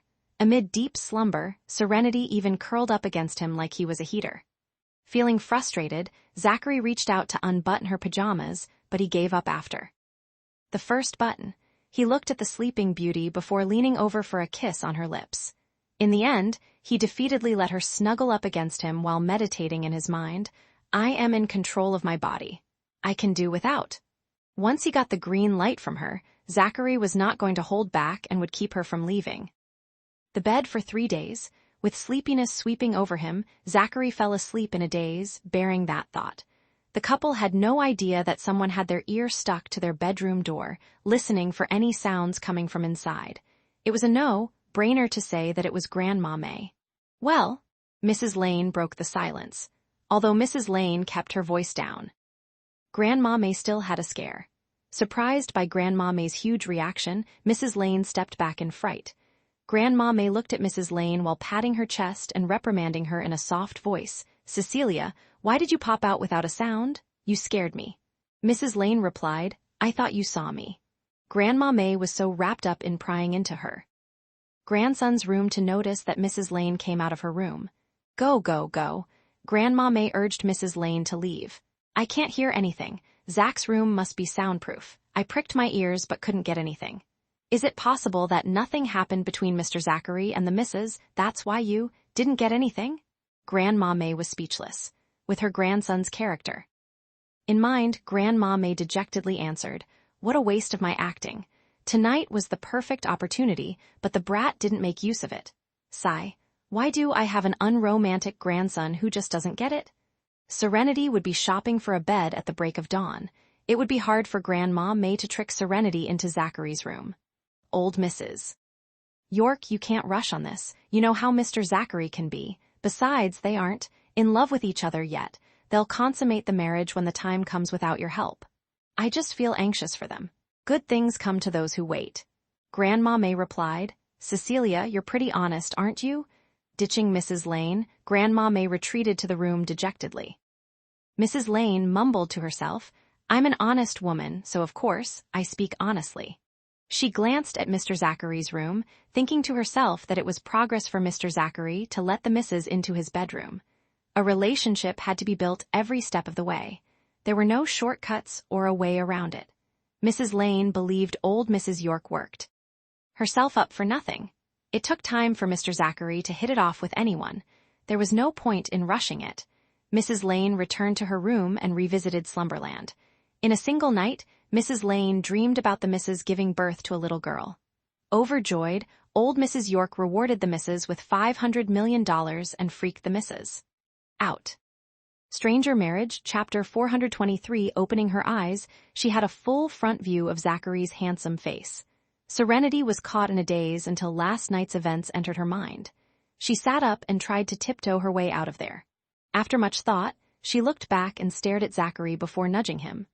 Zachary was lost in dreamland, but it made sense since he survived yesterday by drinking coffee. He took off work today anyway, so he should sleep in.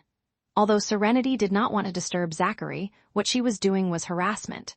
With his aesthetically pleasing face right in front of her, Serenity could not help but steal a few kisses. She murmured to herself, "You have a better looking face than mine. I would have gotten it on with you if you didn't always have a long poker face. I've got to toughen myself before I can canoodle with you." It took a few smooches before Serenity remembered the matter at hand. His bedroom was off limits to her, and she was in here for a chance. While Zachary was asleep, Serenity should steal the contract and get rid of it.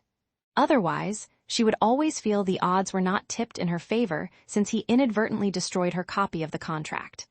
With that in mind, Serenity secretly rummaged through his room to find the contact while Zachary was in deep sleep.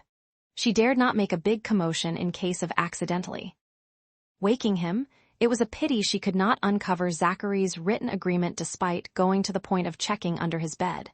There was a safe in his room that she could not open. Could it be in the safe? Serenity murmured. It was only a contract. Yet he locked it up in the safe. She was right about him keeping the contract somewhere safe. Following the fruitless search, Serenity carried her pillow and slipped out while it was still early and everybody was still in bed. She returned to her bedroom and pretended to be in the same bed with Grandma May the entire night. Nana was no longer snoring. However, it was already the break of dawn. After a change of clothes, she brushed her teeth and got ready to go out when Grandma May got up. "Good morning, Nana." Grandma May smiled. "Morning, are you heading out?" "Yeah, I'm going to the market for groceries." "I'm coming with you." "All right, I'll wait for you." Grandma May swiftly got out of bed. 10 minutes later, Grandma May did not emerge alone. The three of them, including Mrs. Lane, headed to the market together. Downstairs, they ran into Jim. Jim's natural instinct was to run to the greenery, but reminded by his disguise as a designated driver, he settled down the urge to jump into a bush. Serenity smiled at Jim and said, "Morning." Jim replied, "Morning. Are you going shopping for groceries?" Yes, Jim smiled. Leaving the conversation at that, Serenity did not further the conversation and walked toward her car. She unlocked the car and let Grandma May and Mrs. Lane get in before driving them to the market. Grandma May asked casually, "Do you know the man just now? Is he a Nelgber? He lives in the neighborhood, but I don't know which building he's in. I often see him, so I guess his place must be nearby. Zachary always hires him as the designated driver when he's out drunk. That's how I got to know him." Jim was quick, witted, and thought on his feet. He made up a good story. Grandma May decided to inform the head of the security department to give Jim a raise. Stranger Marriage, Chapter 424. By the time Zachary woke up, Serenity was gone. Looking rather upset, he mumbled to himself, "You slipped away and didn't even wait for me to wake up after sleeping with me." Serenity would be telling Zachary to watch his mouth if she was here. Sure, she slept with him, but only in the same bed minus the hanky-panky. Zachary would be rendered speechless. He walked out of his room to find the three ladies missing. Only the pets were around. Needless to say, the women must be getting groceries at the market. Zachary sat down on the swing on the balcony. He relived the beautiful moment of sharing a bed with his wife.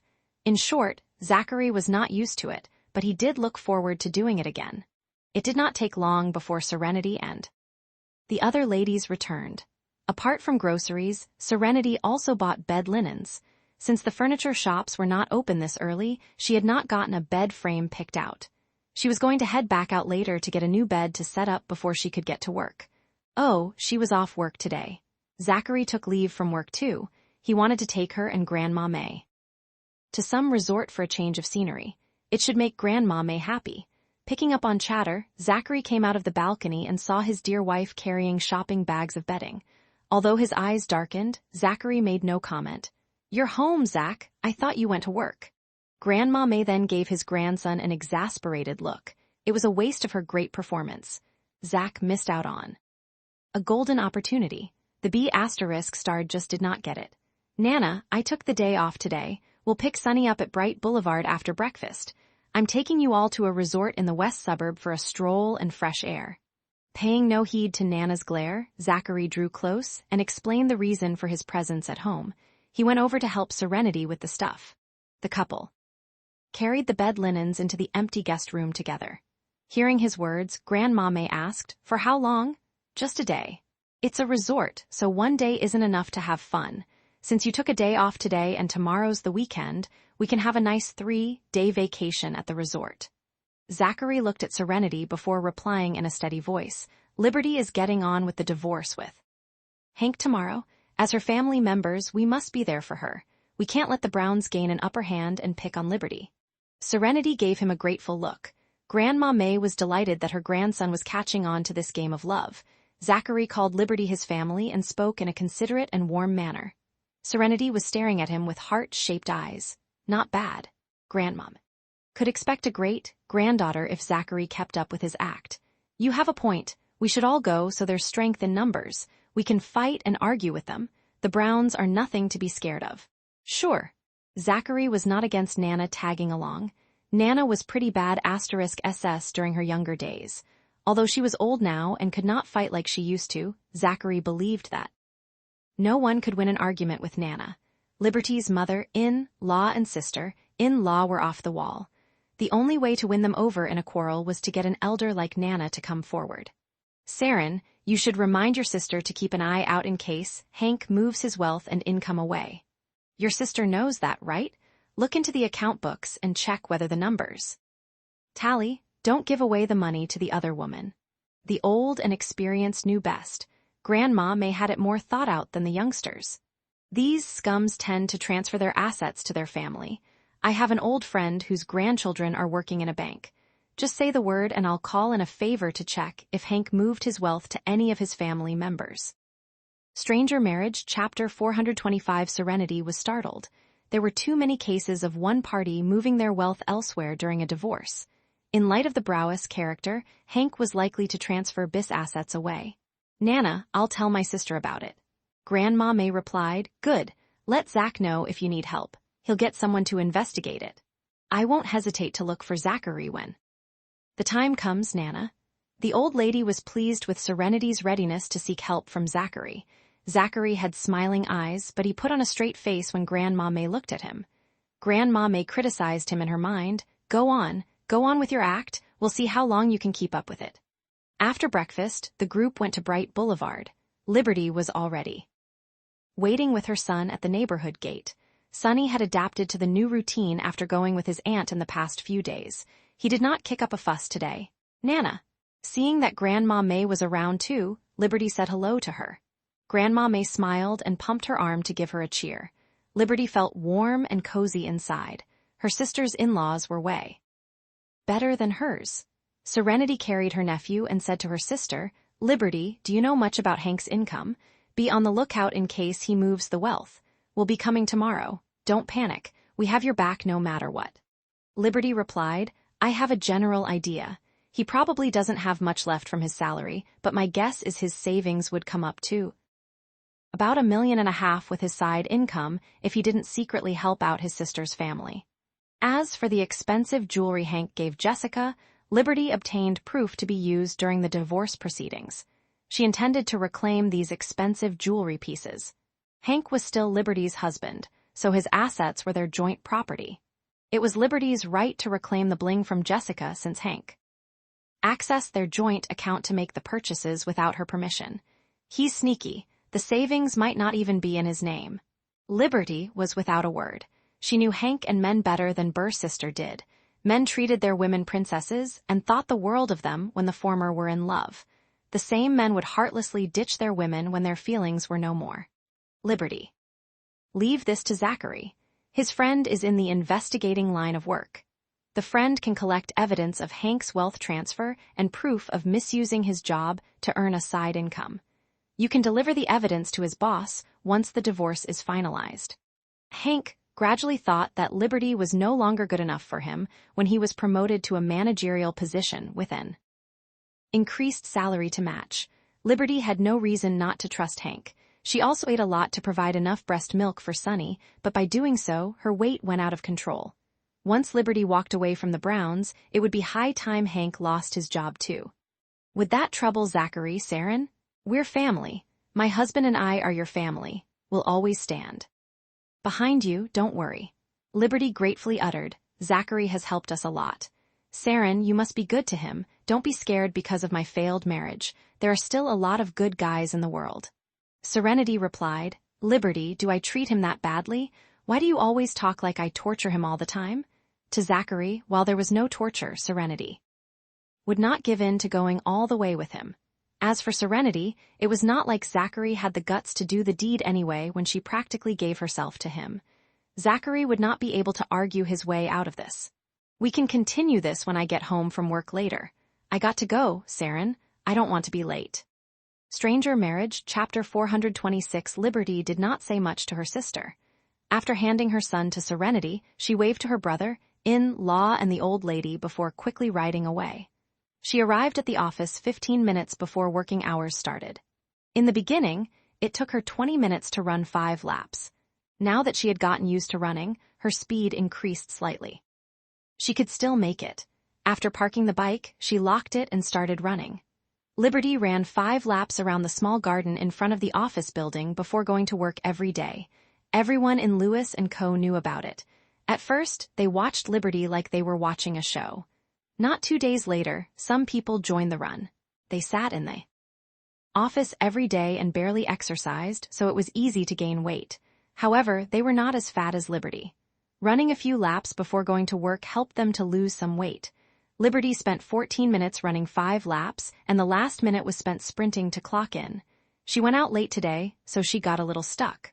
Fortunately, she was not late. Mr. Lewis. Mr. Lewis. Her colleagues' voices were heard greeting someone. Duncan Lewis was here. Liberty turned around. Sure enough, she saw Duncan entering in large strides. He did not dress in a suit like Zachary did every day. He dressed normally and had never brought bodyguards wherever he went, nor made a grand show of himself or put on airs.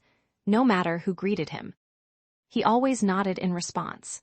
Liberty had been working here for a few days, and what she heard most in private was her colleagues talking about Duncan. She learned that Duncan was the 4th son of the Lewis family, and he was still single at the age of 35. She also knew that he got involved in some shady business during his rebellious phase when he was in his youth. The scar on his face was a souvenir from that time. Due to his past coupled with his tall and fierce appearance, he looked like someone who was not to be trifled with. He did not have a girlfriend even at 35, and it was rumored that the noble ladies mainly disliked him because of the scar on his face. They also disdained him for his shady past, fearing that they would suffer domestic violence after marriage. In the company, some young female colleagues adored Duncan. As for whether the adoration was genuine or simply directed at Duncan's status, Liberty did not dare speculate. After all, different people had different viewpoints. She was just a new clerk who got in thanks to Duncan's grace. She was already the focus of the whole company. Everyone was polite to her on the surface, but secretly they alienated her and tried to trip her up. Liberty tried her best not to meet Duncan in the office. Now that she bumped into him, she had to greet him mainly because it was too late for her to hide. Mr. Lewis. Liberty greeted him politely just like everyone else did. When Duncan passed by in front of her, he stopped to look her over twice and asked, "Are you still running?" "Yes, I run 5 laps every day before work." "Good, don't eat junk food and eat less in the cafeteria too." If this woman controlled her mouth and moved her legs more, she could definitely lose weight. Her husband had an affair and wanted a divorce. Duncan was a man, so he knew the nature of men. He was confident that a large reason for Liberty's husband having an affair was because he disdained her current appearance. If Liberty restored her original figure and one day met her ex-husband again, Duncan wondered how the ex-husband would react. Duncan, who had always been outspoken and straightforward without little tricks, suddenly looked forward to that day. Stranger Marriage, Chapter 427. Duncan's words made Liberty's face burn red. It was because she was a glut who kept eating without exercising that she grew fatter by the day. "I will, Mr. Lewis. I promise I'll lose weight during the probation period." In the future, she would not only run in the morning, but also at night. She did not believe that she could not lose the fats in her body. "Good. The probation period for you is shortened to 1 month. Good luck." Duncan said a few kind words before leaving Liberty and walked toward his exclusive elevator. In the blink of an eye, his robust figure disappeared into the elevator. When Liberty could not see him anymore, she finally looked away and turned her head to find that her boss was glaring at her with displeasure. She pursed her lips and silently returned to the finance department office. She used to be a CFO. Although she was now a small clerk in the finance department, everyone tacitly agreed that there was something going on between Duncan and her. Thus, the current CFO, Kim, regarded Liberty as a thorn in her side, afraid that Liberty would take her place. No one did anything explicitly, but many people tried tripping her up and setting all kinds of traps for her. They wanted her to make mistakes at work so she would leave before she passed her probation period. If it were targeted at Liberty from the past and she was ostracized by her colleagues this way, she would have quit long ago. However, she had to endure it now. She had to bear with it at least until she divorced and won custody of Sonny. After Liberty left, the other employees of the finance department gathered around Kim and said, "Why doesn't she take a look in the mirror? How dare she make eyes at Mr. Lewis? Mr. Lewis even spoke so much with her." Liberty simply faced Duncan when she spoke to him, but these people took it as her making eyes at him. "She's already married and has a 2-year-old son." Kim said faintly, "There's no way Mr. Lewis will like her." "Exactly. Look at how horrid she looks. No man will like her, let alone Mr. Lewis. Why isn't her husband divorcing her when she's so fat and ugly? Can he afford to keep feeding her with how much she eats?" Kim laughed and did not answer. She already found out that Liberty and Duncan knew each other because Liberty had accidentally scratched Duncan's car, and her brother-in-law was acquainted with Duncan. Thus, he recruited her for her brother-in-law's sake. He never had any interest in her. However, what Kim was on guard against was not that there was a relationship between Liberty and Duncan. She was worried that Liberty would replace her if Liberty was outstanding. Although everyone isolated and framed Liberty under her suggestion, their tricks were all neutralized by Liberty. Just from that, it was clear that if Liberty was serious, there was nothing left for Kim to do. How does she come to work? By riding a lady's motorcycle. Is there a workshop near the company? I don't think so. You'd have to go a long, long way to get to a workshop that fixes motorcycles. Kim hummed and walked away. Her group of supporters exchanged looks. Soon, everyone was on the same page. If they could not frame Liberty at work, then they would create all kinds of trouble for her in real life. That way, she would leave Lewis and Co. of her own volition once she was unable to put up with it any longer. Stranger Marriage, Chapter 428. On the way to Westyard Resort, Serenity called Jasmine. Jas, I'm going out with Nana for a walk today and can't go back to the store. I'll leave the store to you. Jasmine laughed. No problem. You can stay with Grandma May and take a break. I'll take care of the store. Everything will be fine. It was the weekend tomorrow anyway. The store was usually closed. During weekends, if they did open, it would only be Serenity inside, rushing her orders. After ending the call, Jasmine muttered to herself, Seren's life after marriage is getting more and more exciting. Jas. The familiar voice made Jasmine's pretty face turn cloudy. She looked at Sean as he walked in and said to him unpleasantly, Sean, are you ignoring what I said to you last time? Don't come here again. There's no chance between Seren and you? It had just been a few days, but Sean looked haggard. There were dark circles under his eyes, and his stubble grew out. At that moment, he did not look like a young man of 22 years old. Jasmine's heart ached when she saw her cousin in this state. The hurt love inflicted on someone was invisible. Sean had a crush on Serenity for many years, so it was hard to get him to let go right away. Jas, Sean added painfully, I forced myself to endure it for the past few days, but I can't take it anymore. Every time I calm down, I'll think of Serenity again. I really, really like her. I love her. I can't give up on her. What am I supposed to do, Jas? Can you help me, please? He grabbed Jasmine's shoulders and begged, Jas, I'm your cousin. No one can help me except you. Jasmine slapped his hands away from her shoulders and said seriously, Sean, how many times do you want me to say this? Serenity is married. She has a husband. That fact won't change no matter how much you love her. Just give up. She's not suitable for you, and there's no way she'll love you. She then ruthlessly warned him, if you dare shamelessly pester her, don't blame me for being heartless. If you do that, it'll only make Serenity avoid you. You won't even be able to maintain your relationship as normal friends. Sean was in pain. He harbored feelings for her in secret for many years and was just about to confess, but his beloved woman had become someone else's wife. He could not even tell her about his deep love. He was sorrowful but also remorseful. He regretted that he did not confess his love for her when he first realized his feelings. Even if he was underage at that time, he could have let Serenity wait for him to grow up. Jas, I want to see Serenity. Can I? No. Jasmine slapped his arm in disappointment. Are you even listening to a word I'm saying? Are you trying to harm Serenity? Jas, can't you see how much pain I'm in? Don't you feel sorry for me at all?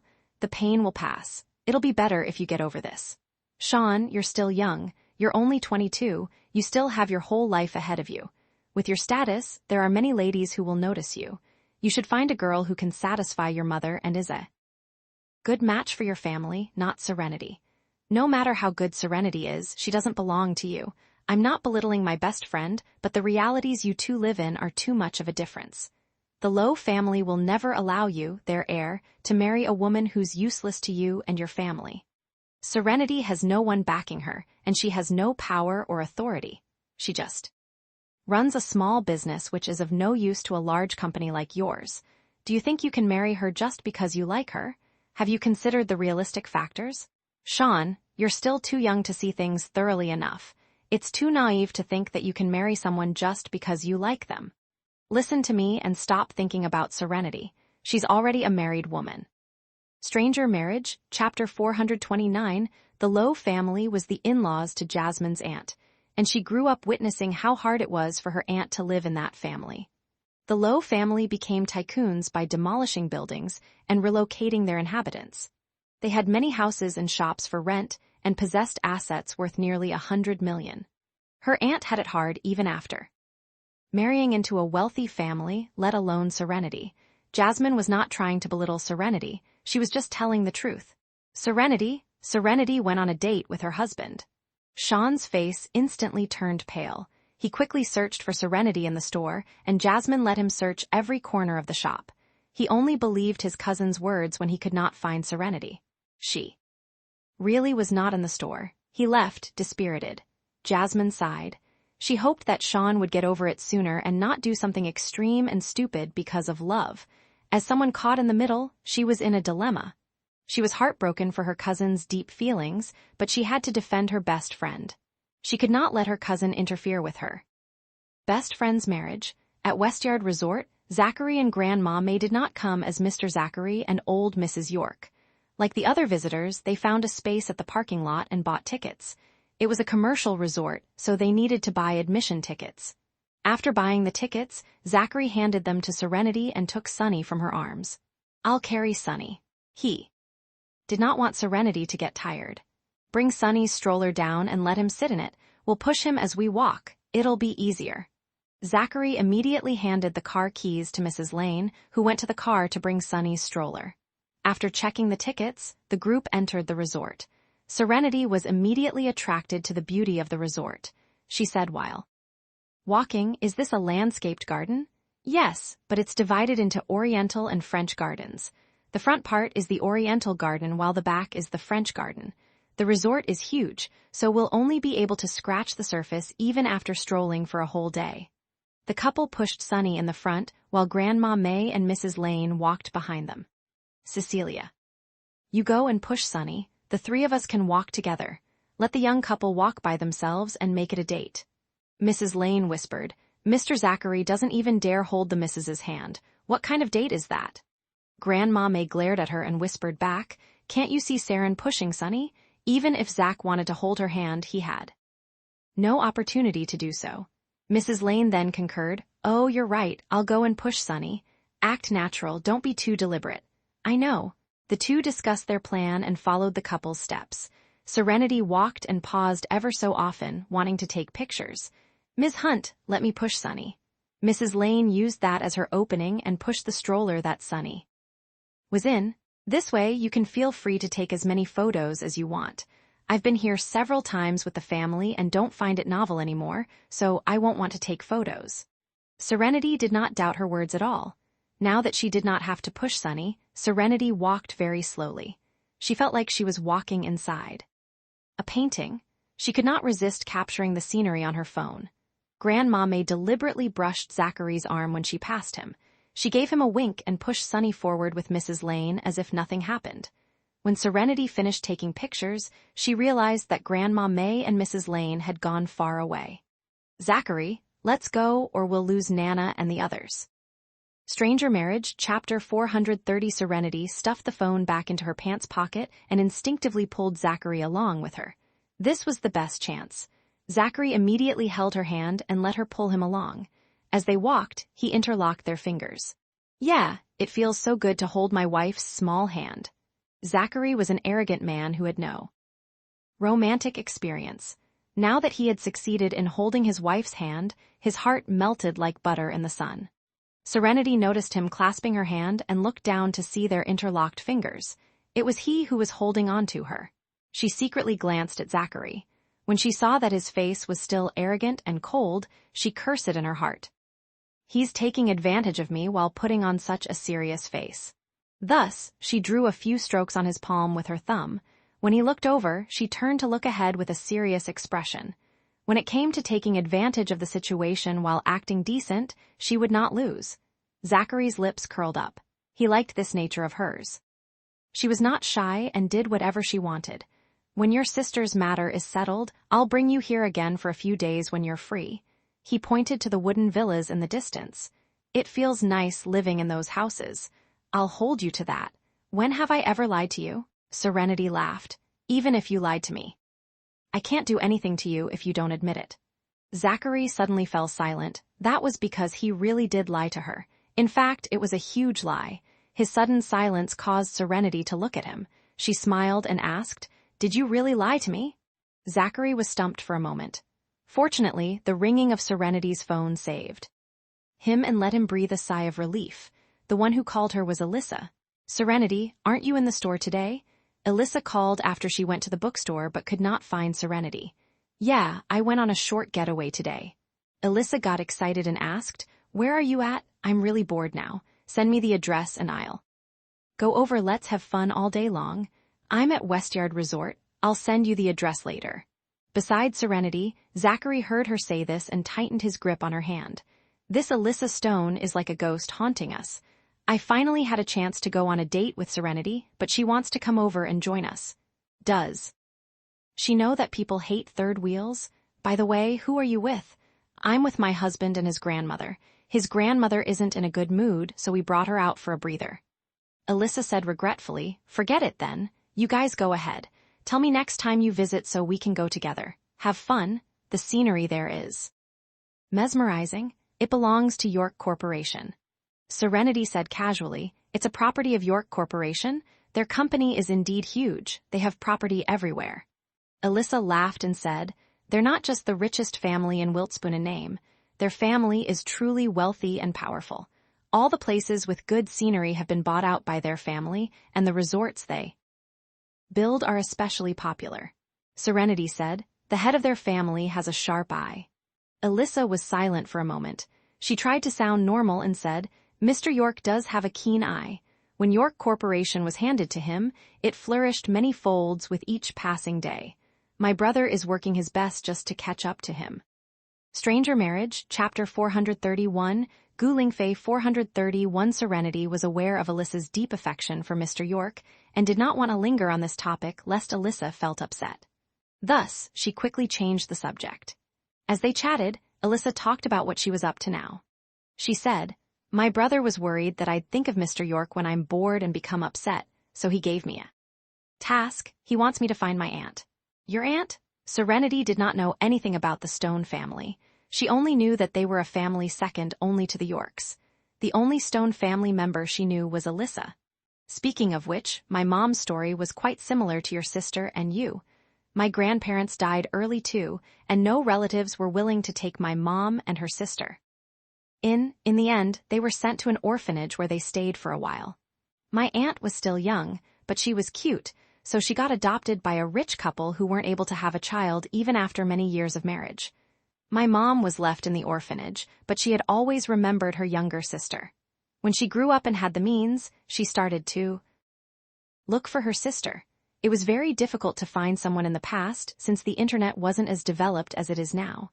It was easier to locate missing people with current technology and connection. My mom hasn't found my aunt yet. Some time ago, we found the couple who adopted my aunt. We were all very happy and thought that we could help my mom find her sister. Unexpectedly, when we accompanied my mom there and asked about the whereabouts of my aunt, they said they didn't know. Serenity grew nervous when she heard this and asked, how could they not know? They adopted your aunt. Did they deliberately say they didn't know because they didn't want your mom to reconnect with your aunt? Alyssa said angrily, that's not it. 1 year after they adopted my aunt, they had a child of their own, so their feelings toward my aunt turned sour. They started beating and scolding her. They were afraid that if they raised her, she would compete with their own child for the family property. The couple decided to give my aunt to another couple who had no children. Serenity was furious when she heard that.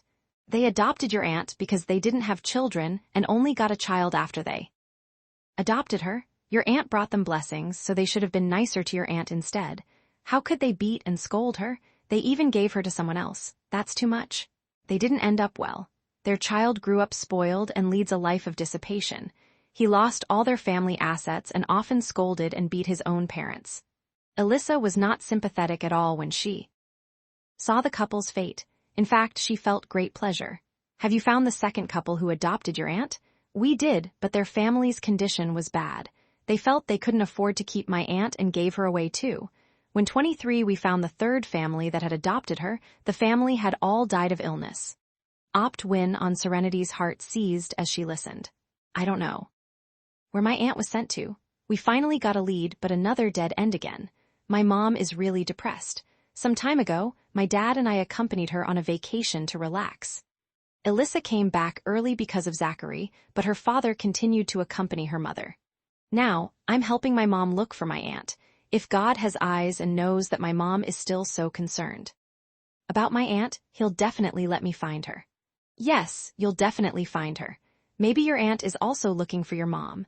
If you post the story about your mom and her sister online, maybe your aunt will see it and contact you. My mom said that my aunt was too young to remember much when they separated. She couldn't recall at all if there was no one to tell her. Stranger Marriage, Chapter 432. When my mom and her sister were separated, they took a photo. They had a copy each so they could use it to find each other, but my aunt's photo was burned by the first couple who adopted her. My mom kept the photo too, but it's been several decades since. Even if she kept it in good condition, it's not easy to find someone using it. My brother also posted the photo on the internet, but there was no news. The only way to find my aunt is if her children look like her, and my mom sees them by chance. Otherwise, it would be utterly difficult to find. Even then, the chances were almost zero. God helps those who help themselves. Alyssa, you'll be able to find your aunt one day. Serenity could not help much except to cheer Alyssa on. The Stone family had money, power, and connections, but they were unable to find her aunt even after searching for years. Someone like Serenity who had no power or connections had no way of helping. I hope we find her sooner than later and reunite my mom with her sister. Serenity, tell me if you know someone who was adopted. I won't let go of any possibility. Serenity suddenly thought of her own mother. She asked Alyssa, how old is your aunt this year? No, 54 years old. My mom and her sister haven't seen each other for 50 years. Serenity was silent for a moment. My mom would be 54 too if she were still alive. My mom was actually not my grandparents' biological daughter. She was picked up and adopted by my grandparents. My mom only gave birth to my sister and I, but you've already seen us both. There were many people who were adopted. Serenity would not think that her mother was the person the Stone family was looking for. Alyssa had also met Serenity and Liberty before. Liberty looked like their mother, but Alyssa had no reactions when she saw Liberty, so their mother could be ruled out. Alyssa was aware that Serenity's parents died in a car accident 15 years ago. She thought her aunt would not pass away so young, so she did not think much about it and asked, besides your mother, do you know anyone else who was adopted? There are a lot of people in my hometown who don't have daughters and they adopted daughters, but the ages don't match up. Does your aunt look like your mother? No, my mom looks like my granddad, and my aunt looks like my grandma. My siblings and I take after both our parents more, but I think there'll be similarities more or less. Serenity said, in that case, I haven't seen a middle-aged woman who looks a little like you. You can send me the photo of your mom and aunt together someday. I'll keep an eye out for you. Sure, I'll send it to you later. It's just that my aunt was still a 2-1 toddler when the photo was taken. Women change a lot from when they were young, so we don't know what she looks like now. Serenity paused. It's fine, just send it to me. I'll draw a portrait of your aunt when I'm free. If I imagine what she looks like when she grows up and draw it. When my mom and her sister were separated, they took a photo. They had a copy each, so they could use it to find each other, but my aunt's photo was burned by the first couple who adopted her. My mom kept the photo too, but it's been several decades since. Even if she kept it in good condition, it's not easy to find someone using it. My brother also posted the photo on the internet, but there was no news. The only way to find my aunt is if her children look like her, and my mom sees them by chance. Otherwise, it would be utterly difficult to find. Even then, the chances were almost zero. God helps those who help themselves. Alyssa, you'll be able to find your aunt one day. Serenity could not help much except to cheer Alyssa on. The Stone family had money, power, and connections, but they were unable to find her aunt even after searching for years. Someone like Serenity, who had no power or connections, had no way of helping. I hope we find her sooner than later and reunite my mom with her sister. Serenity, tell me if you know someone who was adopted. I won't let go of any possibility. Serenity suddenly thought of her own mother. She asked Alyssa, how old is your aunt this year? No, 54 years old. My mom and her sister haven't seen each other for 50 years. Serenity was silent for a moment. My mom would be 54 too if she were still alive. My mom was actually not my grandparents' biological daughter. She was picked up and adopted by my grandparents. My mom only gave birth to my sister and I, but you've already seen us both. There were many people who were adopted. Serenity would not think that her mother was the person the Stone family was looking for. Alyssa had also met Serenity and Liberty before. Liberty looked like their mother, but Alyssa had no reactions when she saw Liberty, so their mother could be ruled out. Alyssa was aware that Serenity's parents died in a car accident 15 years ago. She thought her aunt would not pass away so young, so she did not think much about it and asked, "Besides your mother, do you know anyone else who was adopted?" "There are a lot of people in my hometown who don't have daughters and they adopted daughters, but the ages don't." "Match up, does your aunt look like your mother?" "No, my mom looks like my granddad and my aunt looks like my grandma. My siblings and I take after both our parents more, but I think there'll be similarities more or less." Serenity said, "In that case, I haven't seen a middle-aged woman who looks a little like you. You can send me the photo of your mom and aunt together someday. I'll keep an eye out for you."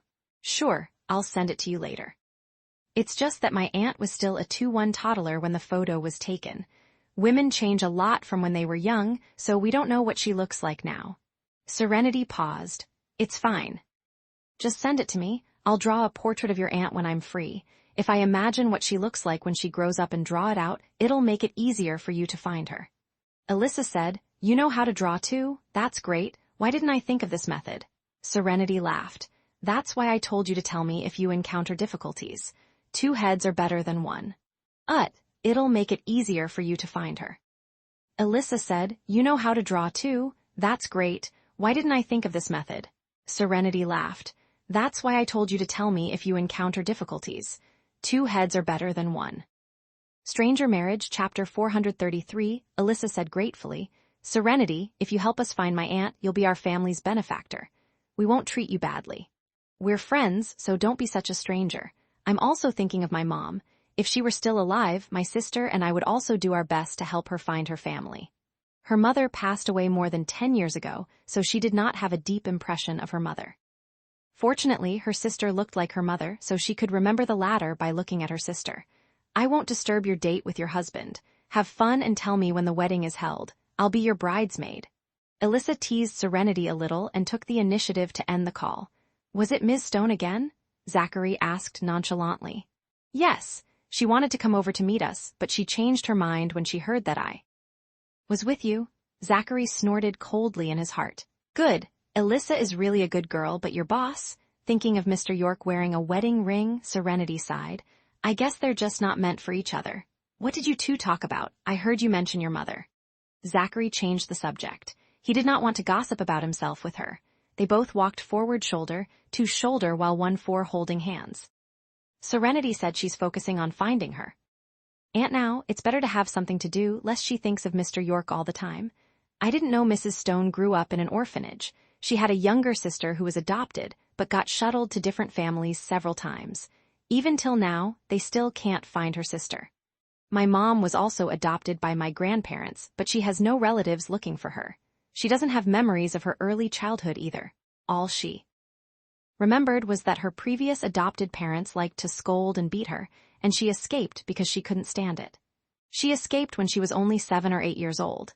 She had no way of feeding herself, so she fainted from hunger by the side of the road until she was picked up by my grandparents and they adopted her. Then, she lived a stable life, met my father and married him before giving birth to us. Both. My parents knew how to earn money, and our family condition was getting better, but," she trailed off. Zachary knew about all that. "Mrs. Stone still remembers her sister, and the family is pouring money and effort to find her.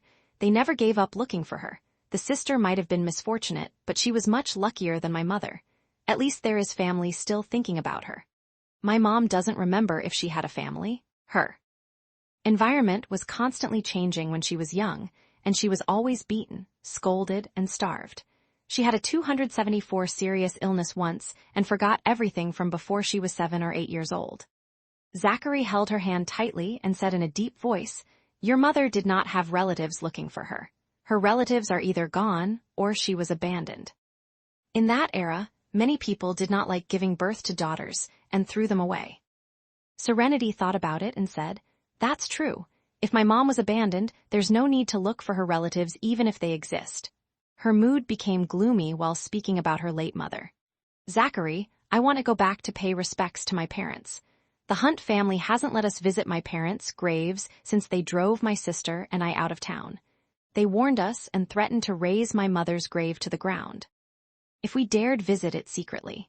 They have also relocated my parents' graves, so I don't even know where they're buried now." Serenity was reluctant to reconcile with her horrid relatives back home mainly because they had gone too far. It was her parents' graves, but they were not allowed to visit.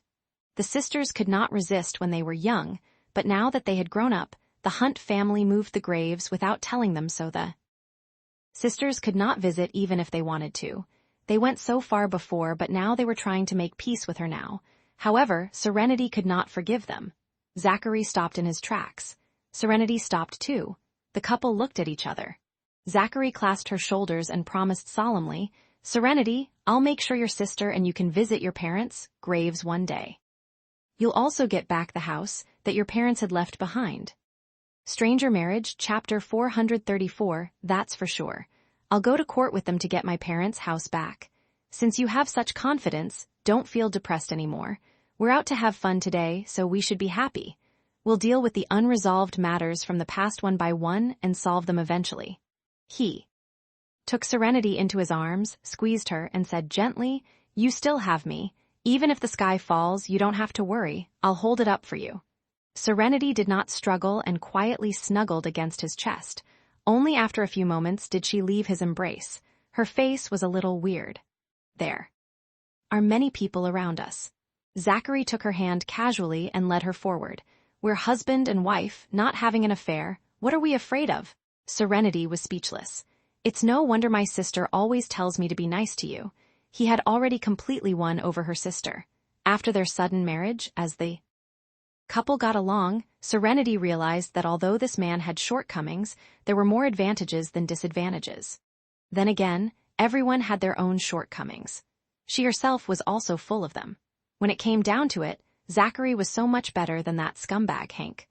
163-22, 872 NN, any Serenity's already restless heart once again stirred up into a frenzy for Zachary. She had to find an opportunity to steal his copy of the agreement and destroy it.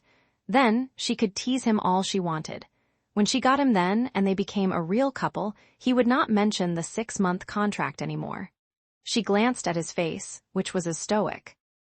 As usual, Serenity sighed. "It's better if I train my heart to be stronger first. Otherwise, even if I strip him naked, my fire will be extinguished immediately by his cold face. Then be nicer to me. Am I not nice enough to you?" Zachary pursed his lips and said nothing.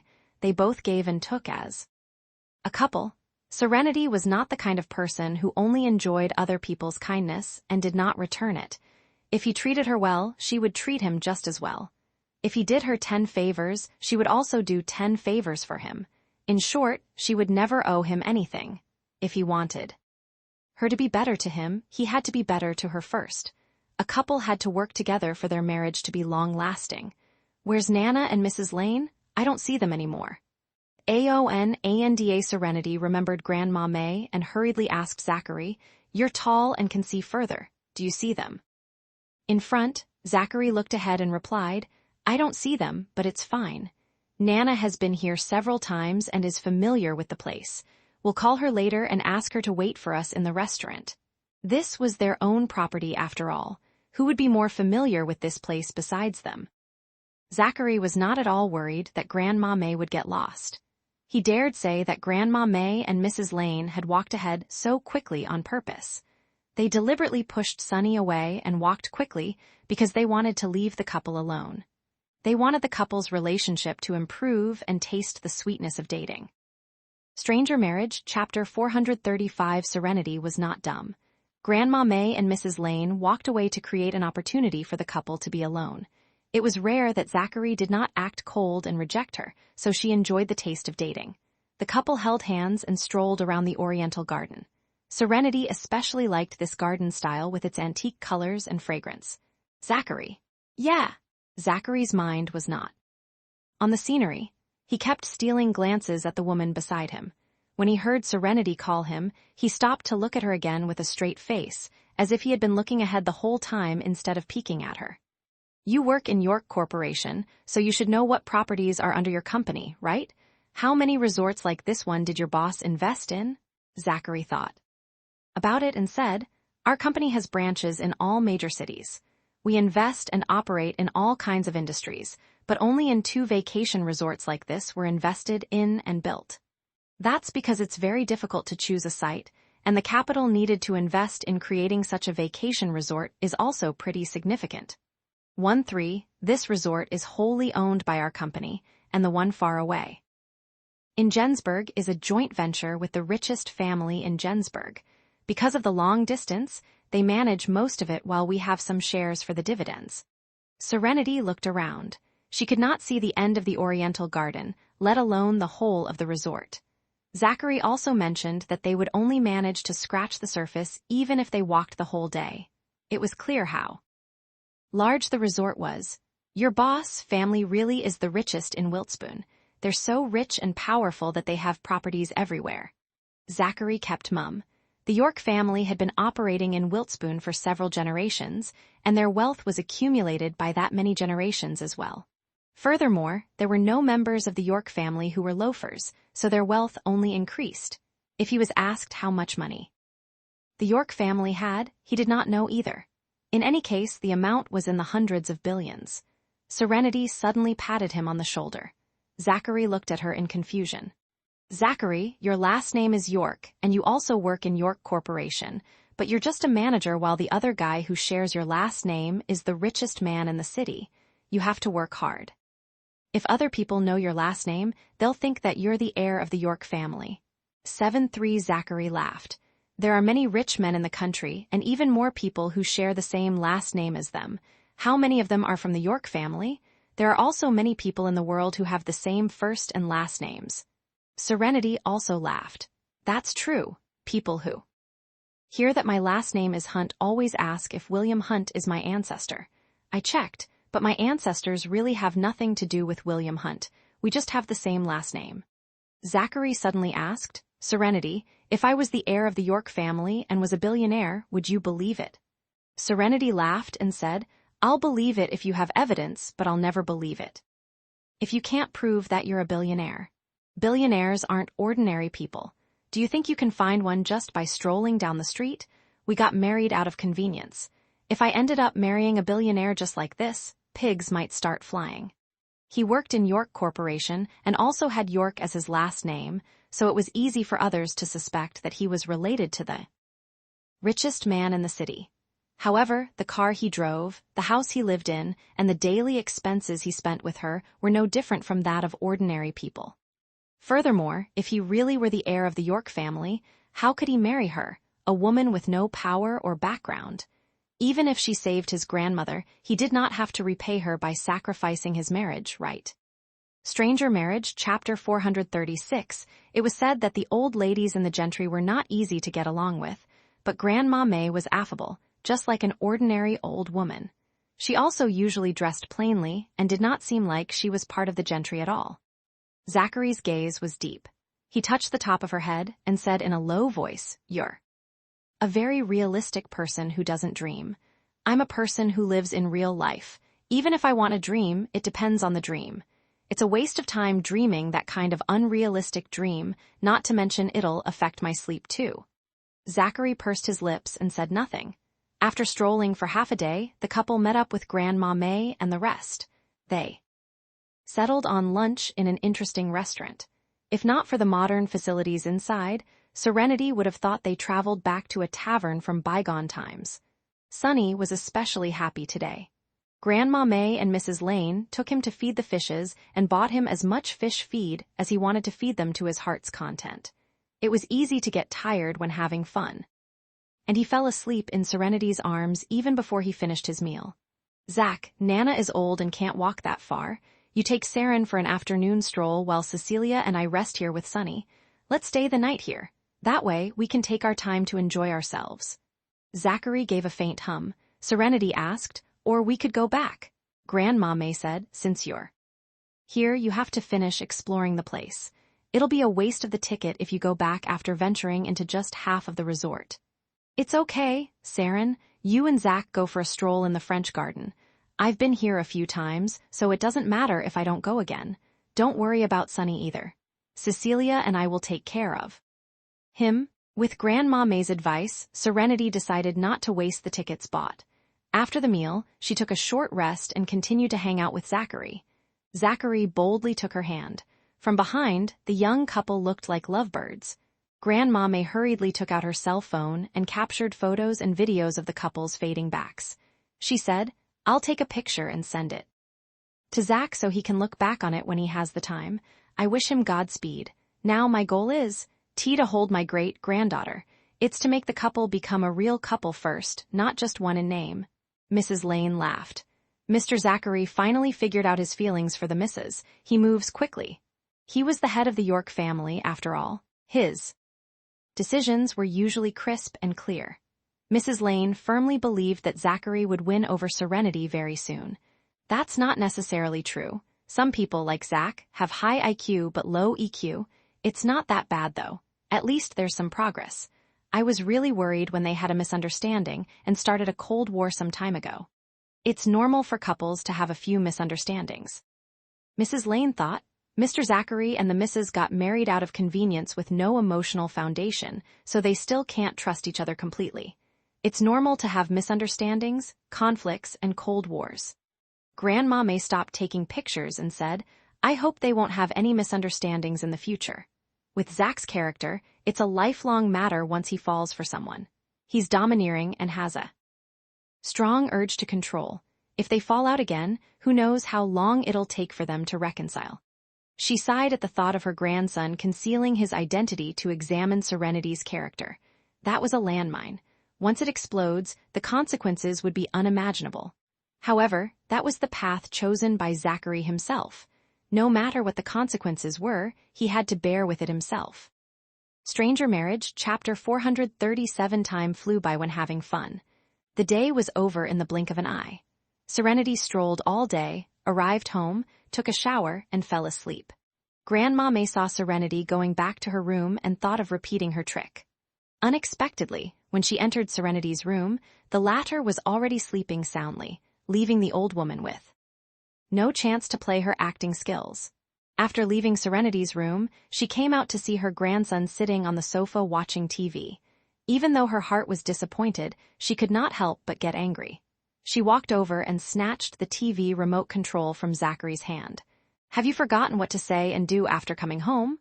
Zachary looked at his grandmother and said innocently, We're already back. What do I have to say or do? He made a lot of progress today. He held Serenity's hand for the whole day. Serenity also talked to him about anything now. Her trust in him was growing. Grandma May was speechless. Nana, you must be tired too after playing all day long. Shall I ask Mrs. Lane to help you clean up the guest room? 1-3. A Grandma May sighed and hummed in agreement. Mrs. Lane had already cleaned up the guest room without being ordered by Zachary. You rest early too. She admonished him, got up, and went to the guest room. Zachary sat in the hall for a while before turning off the TV and going to his room.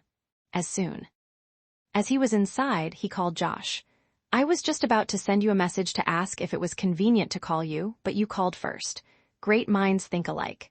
Zachary walked to the set of sofas in his room, sat down, and asked indifferently, What do you want to tell me? I'll be waiting at Beans and Cream for Miss Socks. At 10 in the morning tomorrow, ask your wife to inform Miss Socks for me. Zachary smiled. So you still care about this blind date? You're the one who is matchmaking us. I have to be more enthusiastic so I won't let you down. Fine, I'll talk to Serenity later and have her tell Miss Socks. You'd better buck up. Miss Socks is high standards. Josh laughed. You speak as if my standards are low. I wouldn't have bothered to meet her if it was anyone else playing matchmaker. Although he was often forced to see his boss's PDA, which envied him, he still enjoyed the carefree life of being single. The heir of the Butchums was already 33 years old, but he was not married yet. 2-3. Why did Josh need to hurry then? You won't regret it. Miss Socks is very suitable for you. Josh laughed. I knew she was suitable for me just by how she lay down at Mrs. Dawson's birthday party. Zachary paused before saying, It seems she became famous after that incident. Ha ha ha, that's right. Now as long as Miss Socks's name is mentioned, everyone will think about the girl who lay on the ground at Mrs. Dawson's banquet. You don't know this, but her aunt is Mrs. Lowe. You didn't see the look on her face back then. I laughed for a few days when others described it to me. Zachary said, It's a shame you didn't manage to join in on the fun. Exactly. In the future, I'll go to every banquet I'm invited to so I don't miss a good show. Gossiper. How would I get information for you if I don't gossip? Zachary laughed and said, Fine, I want you to find some information for me. I want to know how many assets Hank Brown really has and whether he transferred his property in advance. I want something with evidence. Stranger Marriage, Chapter 438. Josh said casually, "When do you want it?" "The sooner the better, of course." "I'll give it to you tomorrow." "Is that too late?" "That's fine." Tomorrow was when Liberty and Hank would be talking about divorce. It would be advantageous for Liberty if she held evidence of Hank's assets. "You're really going all out for your sister-in-law. I don't see you working so hard for your own company." Zachary was silent for a moment and said, "Serenity is full of gratitude to me now." "Gratitude is not love. You have to do more for her to fall in love with you. However, if you can help solve her sister's problem, she'll feel that you're an amazing person. She'll grow more dependent on you, and her heart will be moved subconsciously." Josh did not have a girlfriend, but his analysis was clear and logical. After the analysis, he asked Zachary, "Did you fall in love? Don't try to make your wife fall in love with you without the intention of loving her back. That's called playing with her feelings." Zachary paused before saying, "Tell me what kind of reaction proves that I'm in love. I get nervous and excited when I hold her hand. Is that love? When I see her smile, I feel happy as well and want to kiss her. Is that love?" "Whoa, not bad, Zachary. You've already gotten to his point. I thought you only knew how to put on a long face, purse your lips, glare at others, and ignore them." Zachary wanted to hang up the phone. Only Josh dared make fun of him to his face like this. However, Zachary still depended on him for information. "I told you long ago that you were showing concern for your flash marriage wife, but you stubbornly refused to admit it. When your wife had a meal with Sean, you fumed for several days but refused to admit that you were jealous. To be honest, you're really hard to deal with when you're jealous." Zachary's expression darkened. "I wasn't jealous. Not even an idiot would believe. You know, I'll call someone to check on the properties under Hank's name first. I'll also check if anyone in his family has a large amount of savings. I'll discuss with you another day whether or not you were jealous." Josh did not forget to give a reminder.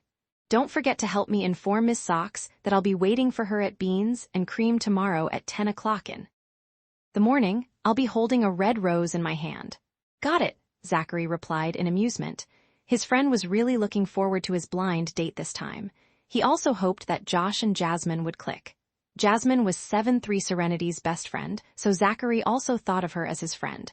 He naturally hoped that Jasmine could achieve happiness as well. After the call ended, Zachary wanted to call Serenity, but he remembered that she was asleep and could not bear to wake her up. He thought about it and got up to go into the small study. He took a pen and paper to scribble something. Then, he took the note and went to Serenity's room.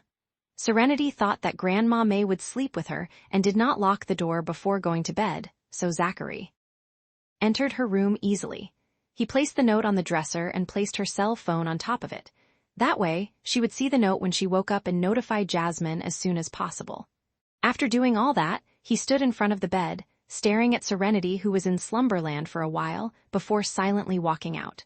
Serenity slept soundly, but Zachary tossed and turned. He only spent one night in the same bed as her, but he could not sleep when she was not with him tonight. Should I go to her room and carry her over to sleep with me?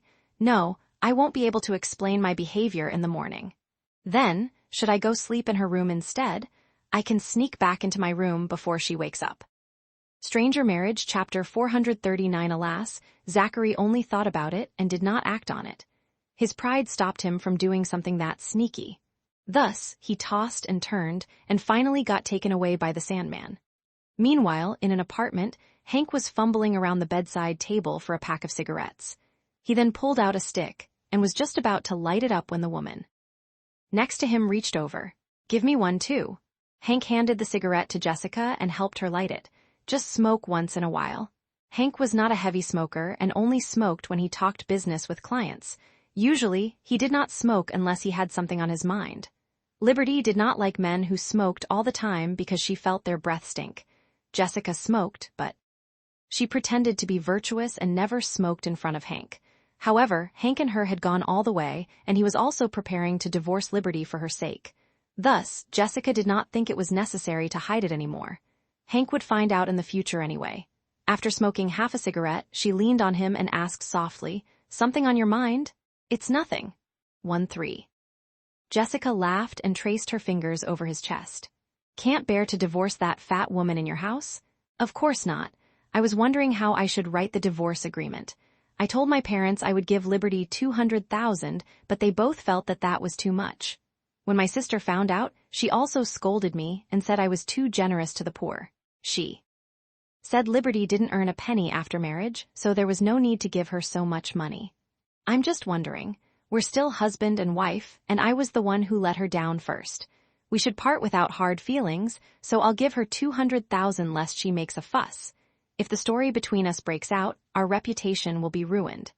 Jessica put out her cigarette and said, Your parents and your sister are your family. They're the ones who want the best for you. You should consider their suggestions more.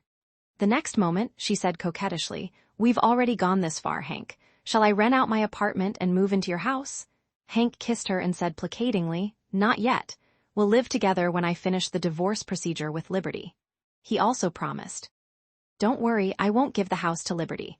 I'll keep the house and the car and just deposit some savings to her superficially. Jessica, I'll make sure our future life is worry-free. I'll marry you in an honorable manner. Jessica was relieved. My parents are always asking when we'll get married.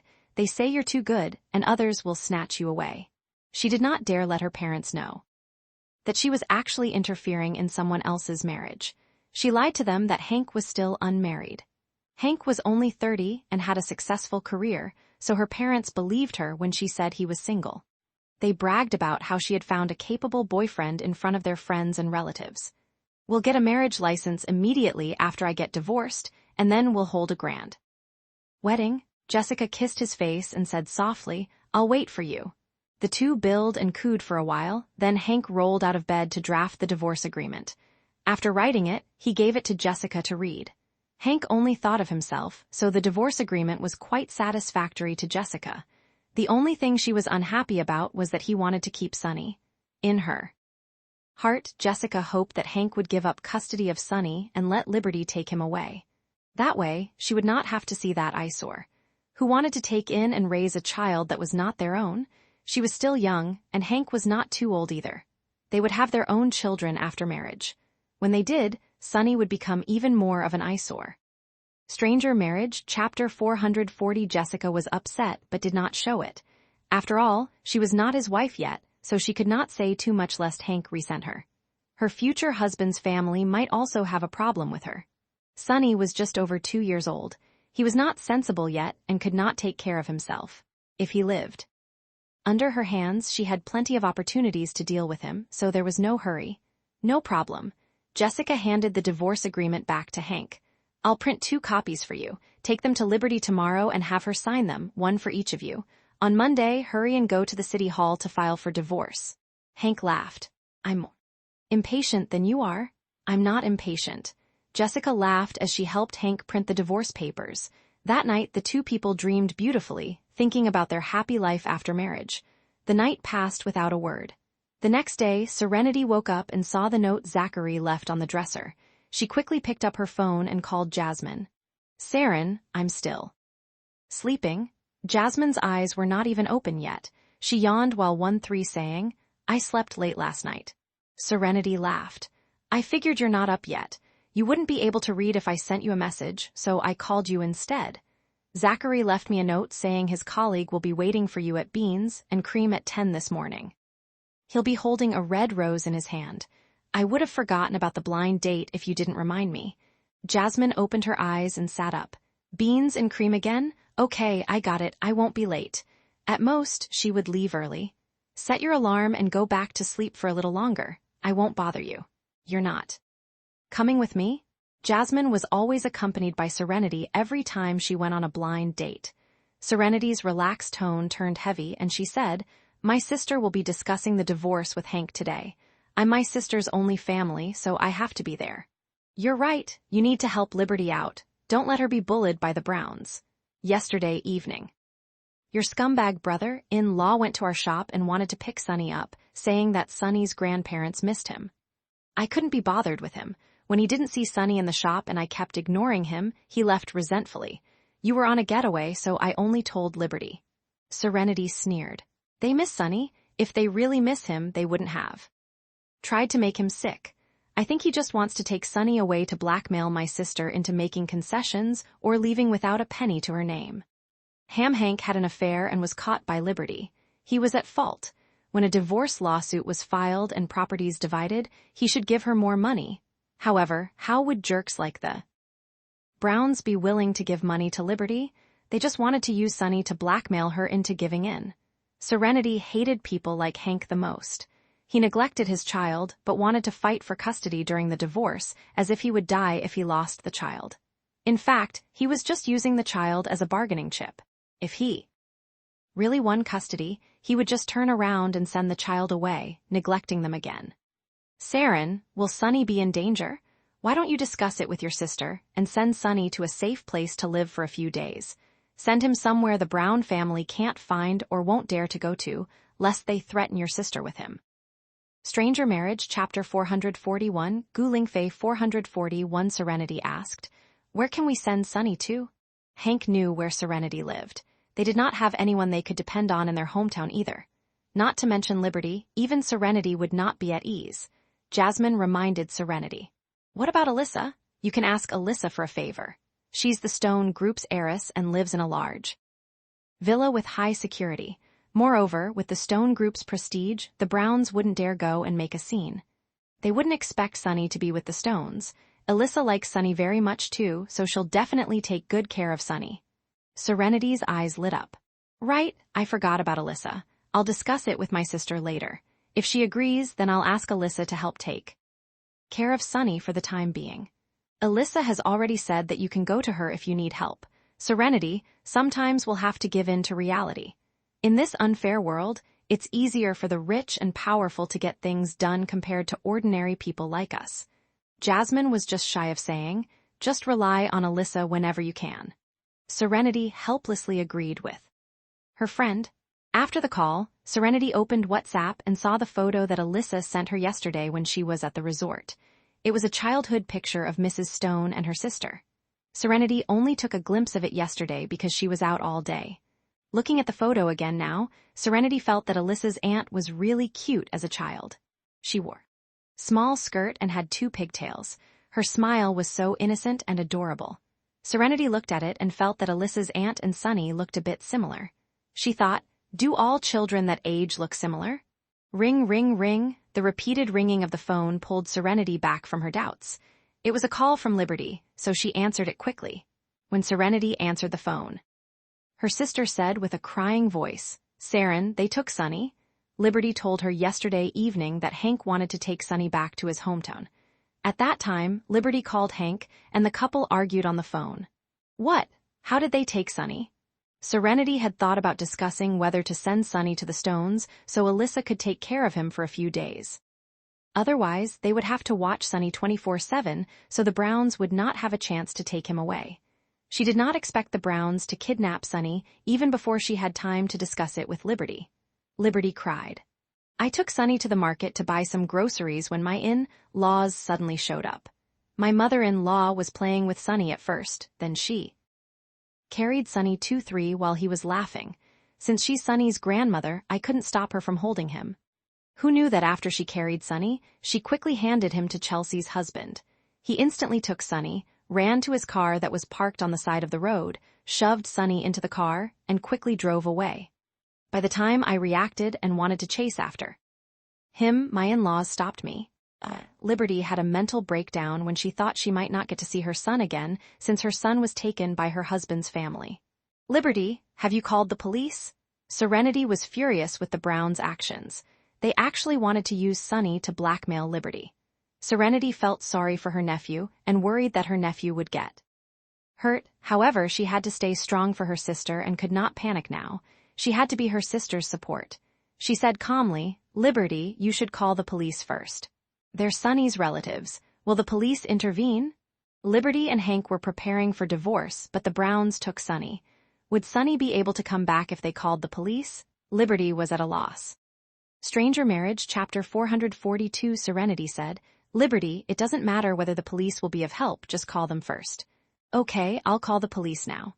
What about your in-laws?"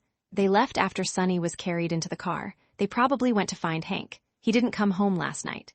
Serenity thought about it for a while and said, "Liberty, you should call the police first. Zachary and I will go to Hank's hometown and Chelsea's house now. They probably took Sunny back to their hometown. Liberty and Hank were about to divorce, and the custody was not yet determined. The Browns took Sunny away without Liberty's permission, so if she called the police would most likely be mediators. If none of them compromised, they would just have to wait for the court to resolve it together with the divorce proceedings. Although the Browns were also Sunny's relatives, Liberty and Serenity had taken care of Sunny since his birth. Sunny did not have a close relationship with the Browns. If Sunny was taken to an unfamiliar place, he would cry and make a fuss.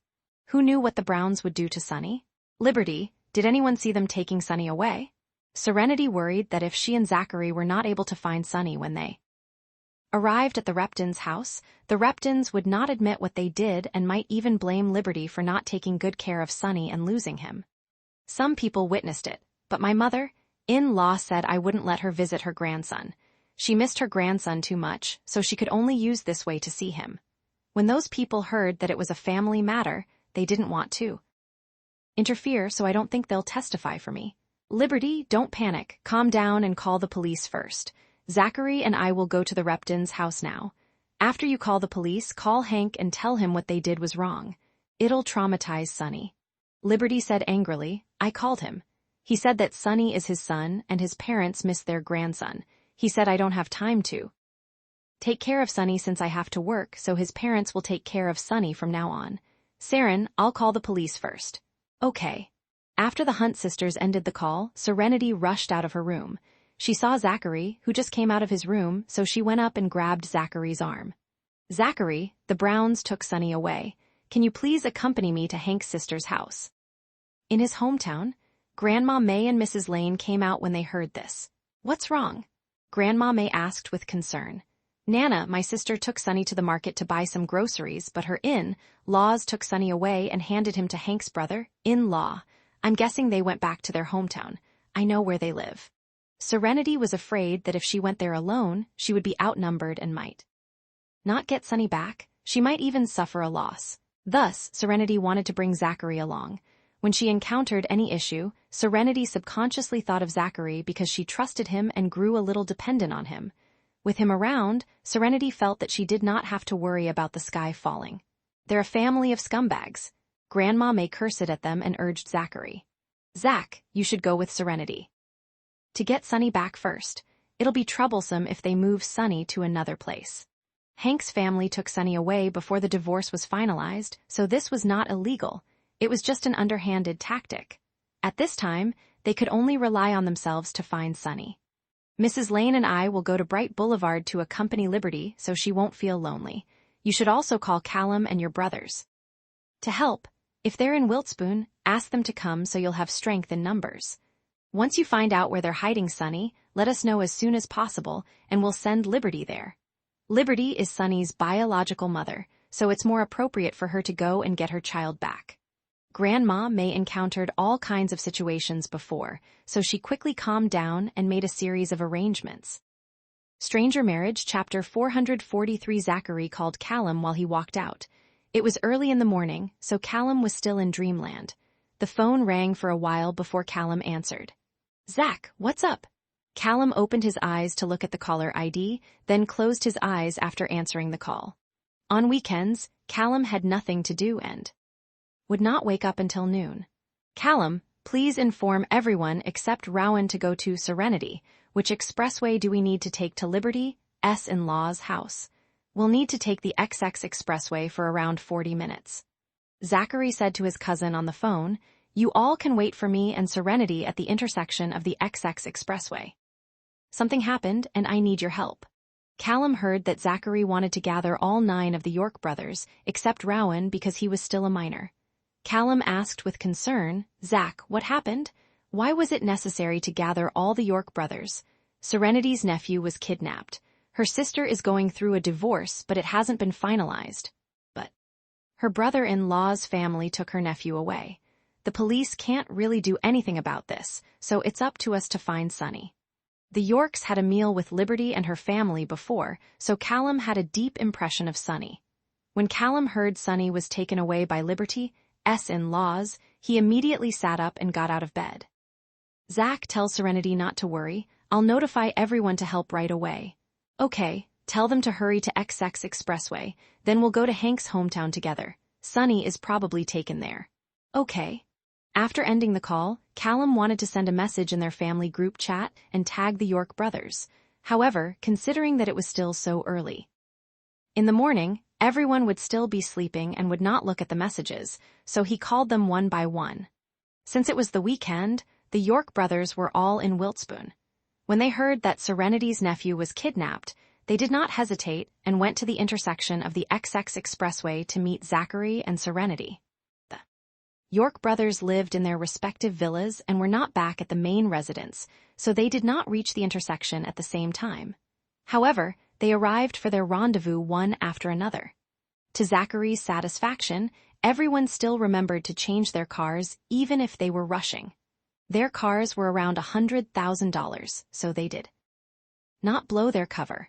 In fact, after they found out that Zachary concealed his identity to marry Serenity, the York brothers, like Zachary, bought an ordinary car worth around $100,000 and placed it in their garage. That way, they could use it when necessary while still going undercover. Serenity. The York brothers wound down the car windows and greeted the couple. The young couple nodded. Serenity was nervous as she was worried that Sunny would be transferred elsewhere. Zachary held her hand and said in a low voice, "Don't worry, we'll find Sunny." Serenity nodded vigorously. Zachary started the car. At this time, he did not dare let Serenity drive for fear that she would crash the car. He did not inform Josh because Josh was supposed to go on a blind date with Jasmine in the morning. Thus, 8 out of the 9 York brothers rushed to Hank's hometown in an 8-car convoy. At the same time, Grandma May and Mrs. Lane went to Bright Boulevard. Before Serenity left, she gave Grandma May the key to Liberty's house. Stranger Marriage, Chapter 444. Grandma May and Mrs. Lane arrived at Bright Boulevard and went straight to Liberty's house. As soon as they got out of the elevator, they heard loud cries which were disturbing the neighbors. A crowd gathered in front of Liberty's place to see what was going on. "Hank Brown, you be *starred. Give me back my son. Your whole family is despicable. You treat Sunny like a toy and come over to play with him whenever you please. But when you make him cry, you just leave without a word. Sunny is 2 years and 5 months old, but have you guys, as his grandparents, ever bought him a piece of clothing? You didn't even buy him a toy. Now you're saying that you miss Sunny? Even if you miss Sunny, have I ever stopped you from seeing him?" Liberty was held down by her in-laws to prevent her from beating up Hank. She struggled desperately as she cried and cursed like a mad woman. Since she fought with her husband's family before, she no longer cared how disheveled her hair was. Her voice was hoarse, and she was still desperately trying to break free from their restraint. Slap Chelsea. Slapped Liberty twice. She scolded Liberty. "Sunny is my parents' grandson. Since you and my brother are getting a divorce, Sunny will naturally follow us. It's our freedom to take Sunny because he's part of our family. If you cry again, I'll cut out your tongue." Liberty went berserk after getting slapped twice by her sister-in-law. She used all her strength to break free from their clasp. Seeing that her parents could no longer hold Liberty back, Chelsea rushed over to help them. Grandma May and Mrs. Lane squeezed through the crowd just in time to see this scene. Grandma May's blood pressure spiked, and she rushed in without a second thought. Mrs. Lane followed. As Clive mentioned, Grandma May worked in an intelligence agency when she was young and was very influential. Although she did not do anything after retirement, she kept herself active and healthy, so she was stronger than the average person. Grandma May rushed in and kicked Chelsea, who was trying to knee Liberty in the chest. Chelsea fell to the ground. Soon after, Grandma May kicked Mr. and Mrs. Brown to the ground as well. Mrs. Lane quickly stepped forward and helped Liberty up. As soon as Liberty was free, she immediately rushed toward her sister-in-law like a lunatic. Before Chelsea could get up, Liberty threw herself on top of her with her entire body weight. "Ouch, my ribs are about to break." Chelsea cried out in pain as she was crushed by Liberty. The next moment, Liberty grabbed Chelsea's hair with one hand to pull her head up and slapped her face with the other. Liberty slapped Chelsea several times in one go. The two women started wrestling each other. Hank wanted to help his sister, but Grandma May said coldly, If you dare to touch Liberty again, I'll pass out on the ground right here. Hank was speechless. Grandma May was old and had plenty of children and grandchildren. If she passed out in their house and blamed it on them, they would not be able to deny it. She might even ask them to compensate her a sizable sum. Grandma May, this is our family matters. Hank looked at his sister and his wife who were fighting and said with a glum face, I hope that you'll mind your own business. Their neighbors were watching the drama, but no one intervened. Grandma May said coldly, Liberty is my granddaughter-in-law's sister, so she's my in-law. Now that my in-law is being bullied, how is it not my business? Do you think Liberty doesn't have any family? The entire York family stands with Liberty. We're her family. She turned to Liberty and said, Liberty, just treat them how they treated you. I'll stand with you as long as you don't kill anyone. Stranger Marriage, Chapter 445. Mr. and Mrs. Brown could not help their daughter because Grandma May would kick them when they tried to help. The Browns were stunned that an old lady who was almost 80 years old was still so strong and vicious. Under Grandma May's protection, Liberty and Chelsea had a fierce fight. Chelsea was usually just sharp-tongued. When it came to fighting, she could not compare to Liberty. Liberty's weight was an advantage in a fight. As soon as she sat on Chelsea, Chelsea could not get up. Liberty finally stopped slapping Chelsea, who looked like a broken rag doll. Hank, why are you still with such a SL*T? Divorce her immediately, kick her out of your house. This is your house, so make her leave. Chelsea had never suffered such grievance and humiliation. She was beaten violently by Liberty while many onlookers watched. At this moment, her hair was disheveled and her face was swollen. Her whole body was in pain. Chelsea. Mr. and Mrs. Brown hurriedly helped their daughter up. They were distressed when they saw their daughter's condition. Grandma May instructed Mrs. Lane. Mrs. Lane, talk to the neighbors about this family's evil deeds, lest they blame us for bullying them. We're at a disadvantage in this fight. They have 2 men and 2 women on their side while we're just 3 weak women. I'm so old that I have to use a walking stick. They're the ones bullying us. The onlookers were speechless as they thought, Grandma, you just beat up 4 people by yourself. However, just as Grandma May threatened Hank earlier, she could very well pass out right then and there and blame it on the Browns. If that happened, the Browns would be in big trouble. Mrs. Lane had been with Serenity for a few days and was well informed of the situation between Liberty and Hank. She was the one who came to take care of Sonny that night when Liberty went to the hotel to catch Hank and his mistress in the act. Thus, Mrs. Lane told the crowd everything she knew. Everyone in the community knew that Hank abused his wife because Liberty chased him with a kitchen knife down a few blocks after Hank hit her. This became big news in Bright Boulevard. After that incident, those men with the habit of domestic violence controlled their anger as they were afraid their wives would take after Liberty. Hank also cheated and was caught in the act by Liberty. Thus, everyone could understand that Liberty wanted to file for divorce since no one wanted to be married to an unfaithful husband. They were supposed to talk about their divorce, but the Browns were so despicable that they kidnapped her child. They even teamed up to bully Liberty. Don't you all think they're overboard? They said they miss their grandson, but they've never cared for him and only raised their daughter's children. A few days ago, that woman, Sonny's biological grandmother, brought her daughter's sick son to Sonny and deliberately wanted to infect him. That kid admitted it himself. How could a grandmother be so vicious to her own grandson? It doesn't matter if they didn't want to take care of Sonny since they're not obliged to. Helping out to babysit is just a bonus.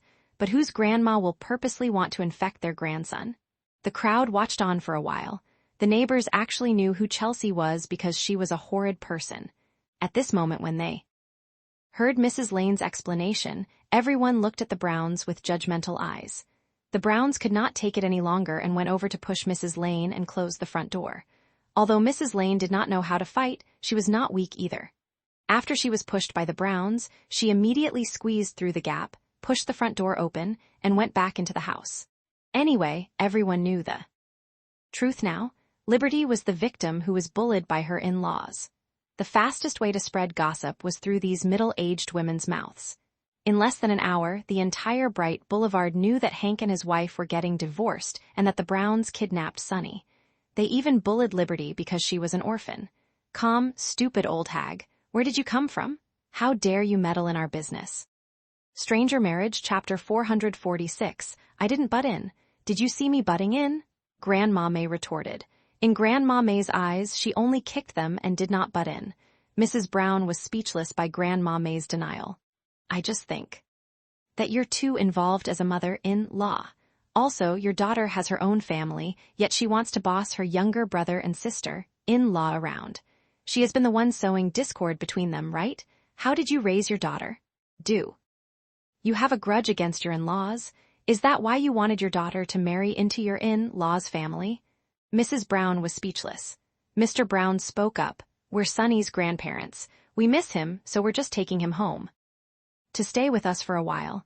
Liberty made us look like kidnappers and even called the police. After Liberty called the police officers came to understand the situation. After they found out that it was a family dispute, they left after giving some advice. They could not help Liberty to find Sonny. Were you just picking Sonny up? You didn't discuss it with Liberty and took Sonny away even though he was crying. That's kidnapping. You're lucky that we're only calling you kidnappers. Mr. Brown opened his mouth but could not say a word. Mrs. Lane went to get some ice for Liberty to apply on her face. Mrs. Lane pretended not to see Chelsea's bruised and swollen face. Mrs. Brown wanted to get some ice cubes for her daughter's face too, but found that there were no ice cubes left. Mrs. Lane had given them all to Liberty. The Browns realized that Grandma May was a fighter but was old, so they became cowardly. As they were afraid she would pass out on the floor and blame it on them. 1309 Mr. Brown cleared his throat and said, Old lady, we're also disheartened that Hank and Liberty ended up like this. I scolded my son, but they still insisted on getting a divorce. We came here today to talk about the divorce terms. Sonny is my only grandson who shares my last name, so we'll never hurt him. We were just picking him up to see him. What he implied was that they should not talk about Sonny and start talking about the divorce. Grandma May patted the back of Liberty's hand and said softly, Saren and Zach went to look for Sonny. Don't worry, everything will be all right. Stranger Marriage, Chapter 447, Liberty did not have a car, so after she asked Serenity and Zachary to look for Sonny, she went to Hank to settle the score. However, Liberty was alone, and Hank's family was there, so she was outnumbered. Fortunately, Grandma May and Mrs. Lane came to help out. Just in time, Hank took out the divorce agreement he wrote last night and said, Liberty, I admit that I wronged you.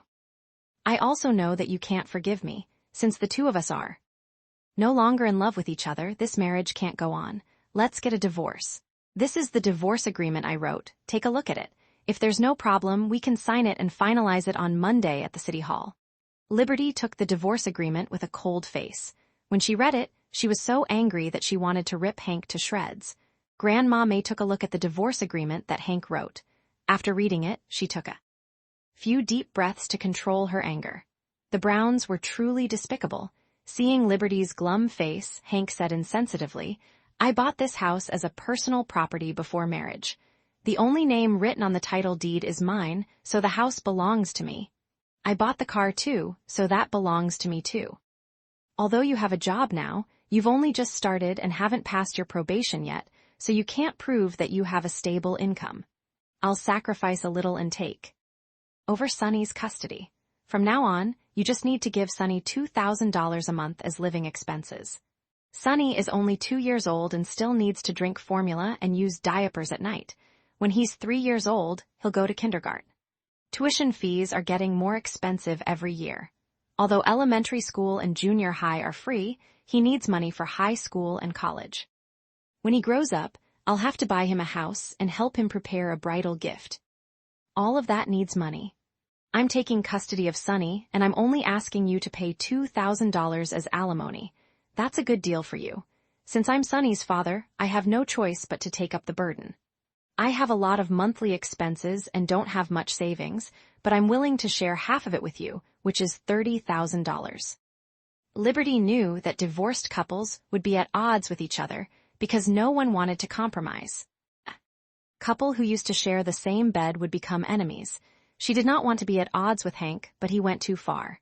After taking a deep breath, Liberty tore up the divorce agreement that Hank wrote and threw the shreds of paper at him. Hank Brown, we're definitely getting a divorce, but not like this. Do you think you can just brush me off with $30,000? No way. I won't fight for your car or house, but you use your salary too. Pay off the mortgage after marriage. That's our joint property, so I want to be compensated with a sum of money. I have a rough idea of how much your savings is, so you better not think you can fool me with $30,000.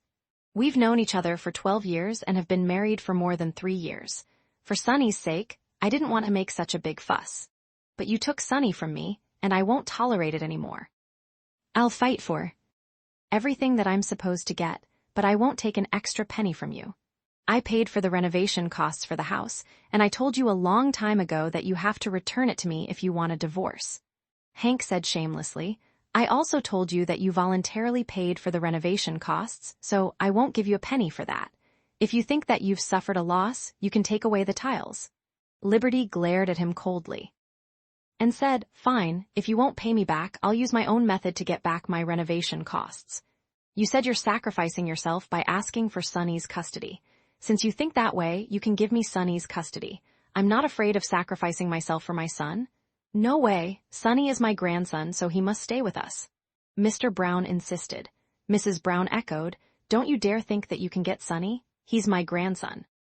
He's a Brown, Chelsea shouted. Hank, this is your house. Since you're getting a divorce, kick her out now. You can't let her live here anymore. If she doesn't move out, make her pay the rent. Chelsea thought, Fat B asterisk TCH, how dare you beat me up like this? I won't let you get your way. Sonny will live with my parents in the future, and they're staying in my house. This means Sonny will be too. Since Liberty treated me like that, I'll punish Sonny for it, and make Liberty kneel and beg me for forgiveness. Stranger Marriage, Chapter 448. Liberty sneered, I'll move out by myself once I get back the renovation costs. I don't need you to kick me out. You won't get a penny back. Chelsea shouted and felt a pain on her face. Liberty applied ice on her face, but Chelsea did not, and it hurt like hell. Chelsea felt a burning pain on both sides of her face. She did not need to look in the mirror to know that her face was as swollen as a pig's head at the moment. She thought, Liberty, I won't let you get your way. See you in court. Grandma May said, your family is being unfair to Liberty. Since you all can't agree on the terms, there's no need to talk anymore.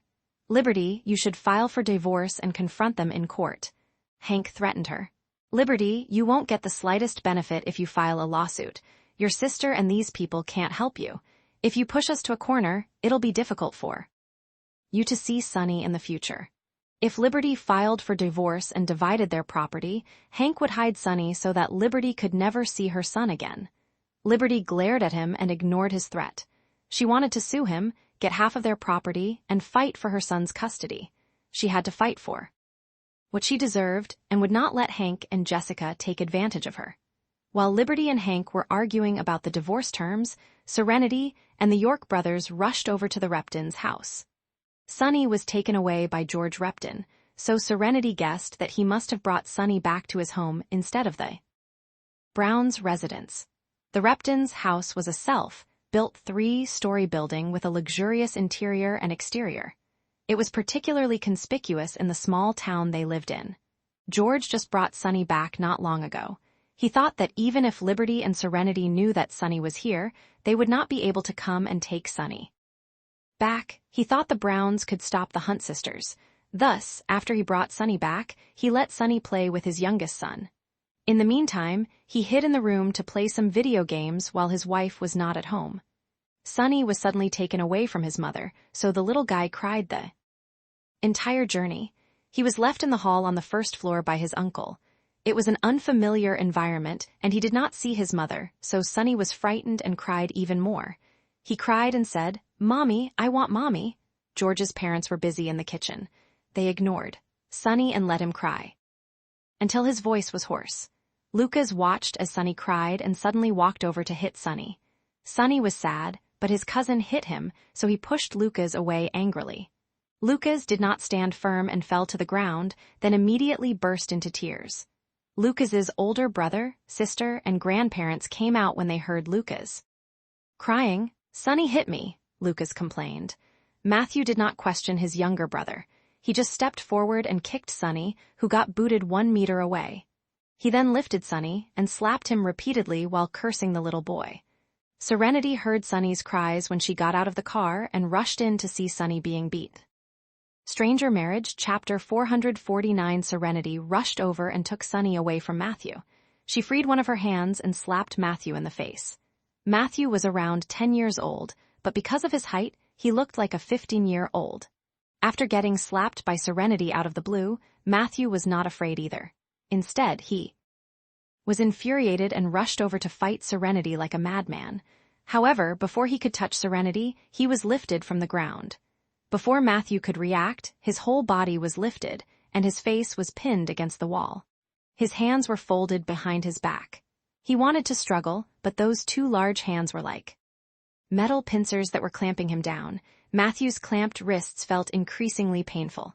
"Let go of me," Matthew yelled. "Let me go, I'll fight you one-on-one if you dare."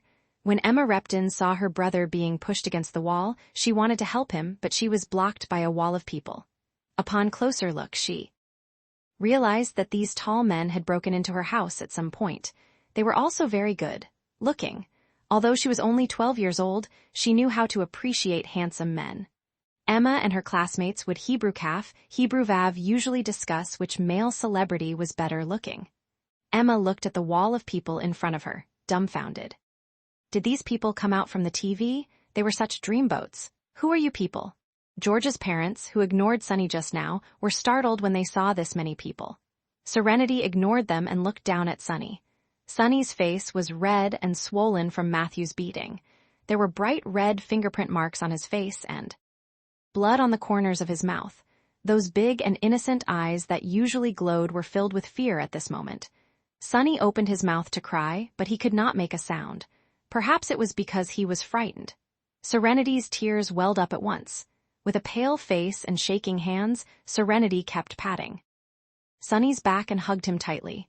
She cried, "Sunny, it's Aunt Saren, I'm right here. Sunny, make a sound and cry it out. Don't scare me." Sunny looked at Serenity and focused his gaze on her. When it was clear that the person holding him was Serenity, he cried, out loud. Aunt swore, he hugged Serenity's neck tightly with both hands and cried loudly. Since he cried for too long earlier, his voice was hoarse and dry as he howled. Serenity was heartbroken when she heard this and wanted to kill Matthew Repton 1,000 times over. Matthew and Sunny were cousins, so how could Matthew treat Sunny like this? A 10-year-old child being so cruel meant that he was rotten to the core. "Sunny, don't be scared. Aunt Saren is here. Don't be scared." Serenity coaxed Sunny while she cried. She could not even imagine what would happen to Sunny if she arrived a minute later. How could Hank still compete with Liberty for Sunny's custody? Did he know how his family treated Sunny? Sunny suddenly stopped crying. When Serenity looked at him, she saw that Sunny had fainted. His soft body went limp in her arms. Serenity was so frightened that her heart was about to jump out of her chest. "Sunny!" Serenity shook Sunny's small body. She carried Sunny and immediately turned to rush out of the house. Stranger Marriage, Chapter 450. Zachary said, "Callum, I'll leave this place to you. Make sure he pays the price for how he treated Sunny." Zachary threw Matthew aside. Matthew fell to the ground but did not get up immediately. He even tried to kick Zachary. Zachary did not even have to look to evade that kick. He stepped on Matthew's foot, which made him howl in pain. Glancing at Matthew, Zachary left these people behind and hurried out.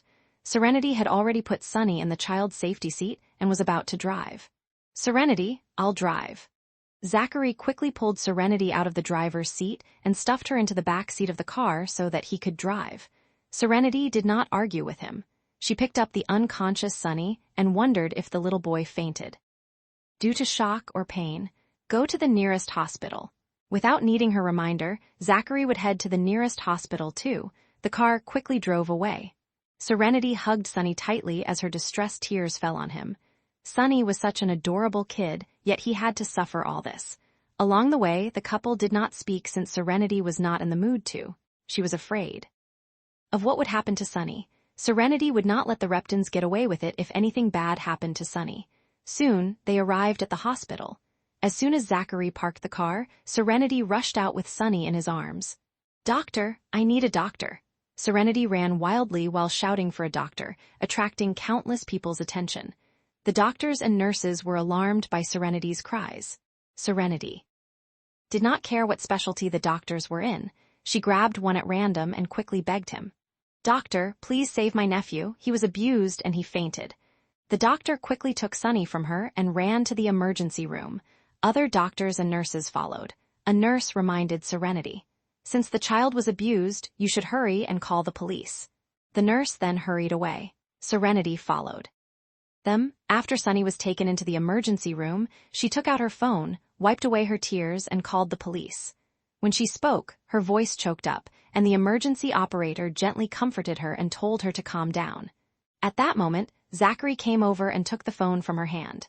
He explained the situation to the operator clearly.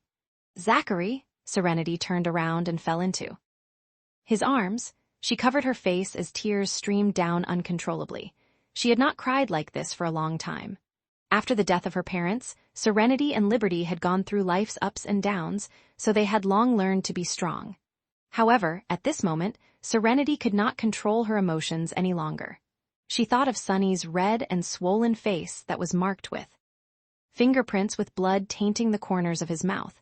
She thought of how Sunny was so afraid that he could not make a sound. When Sunny fell limp in her arms, Serenity felt scared and powerless. Zachary hugged her tightly.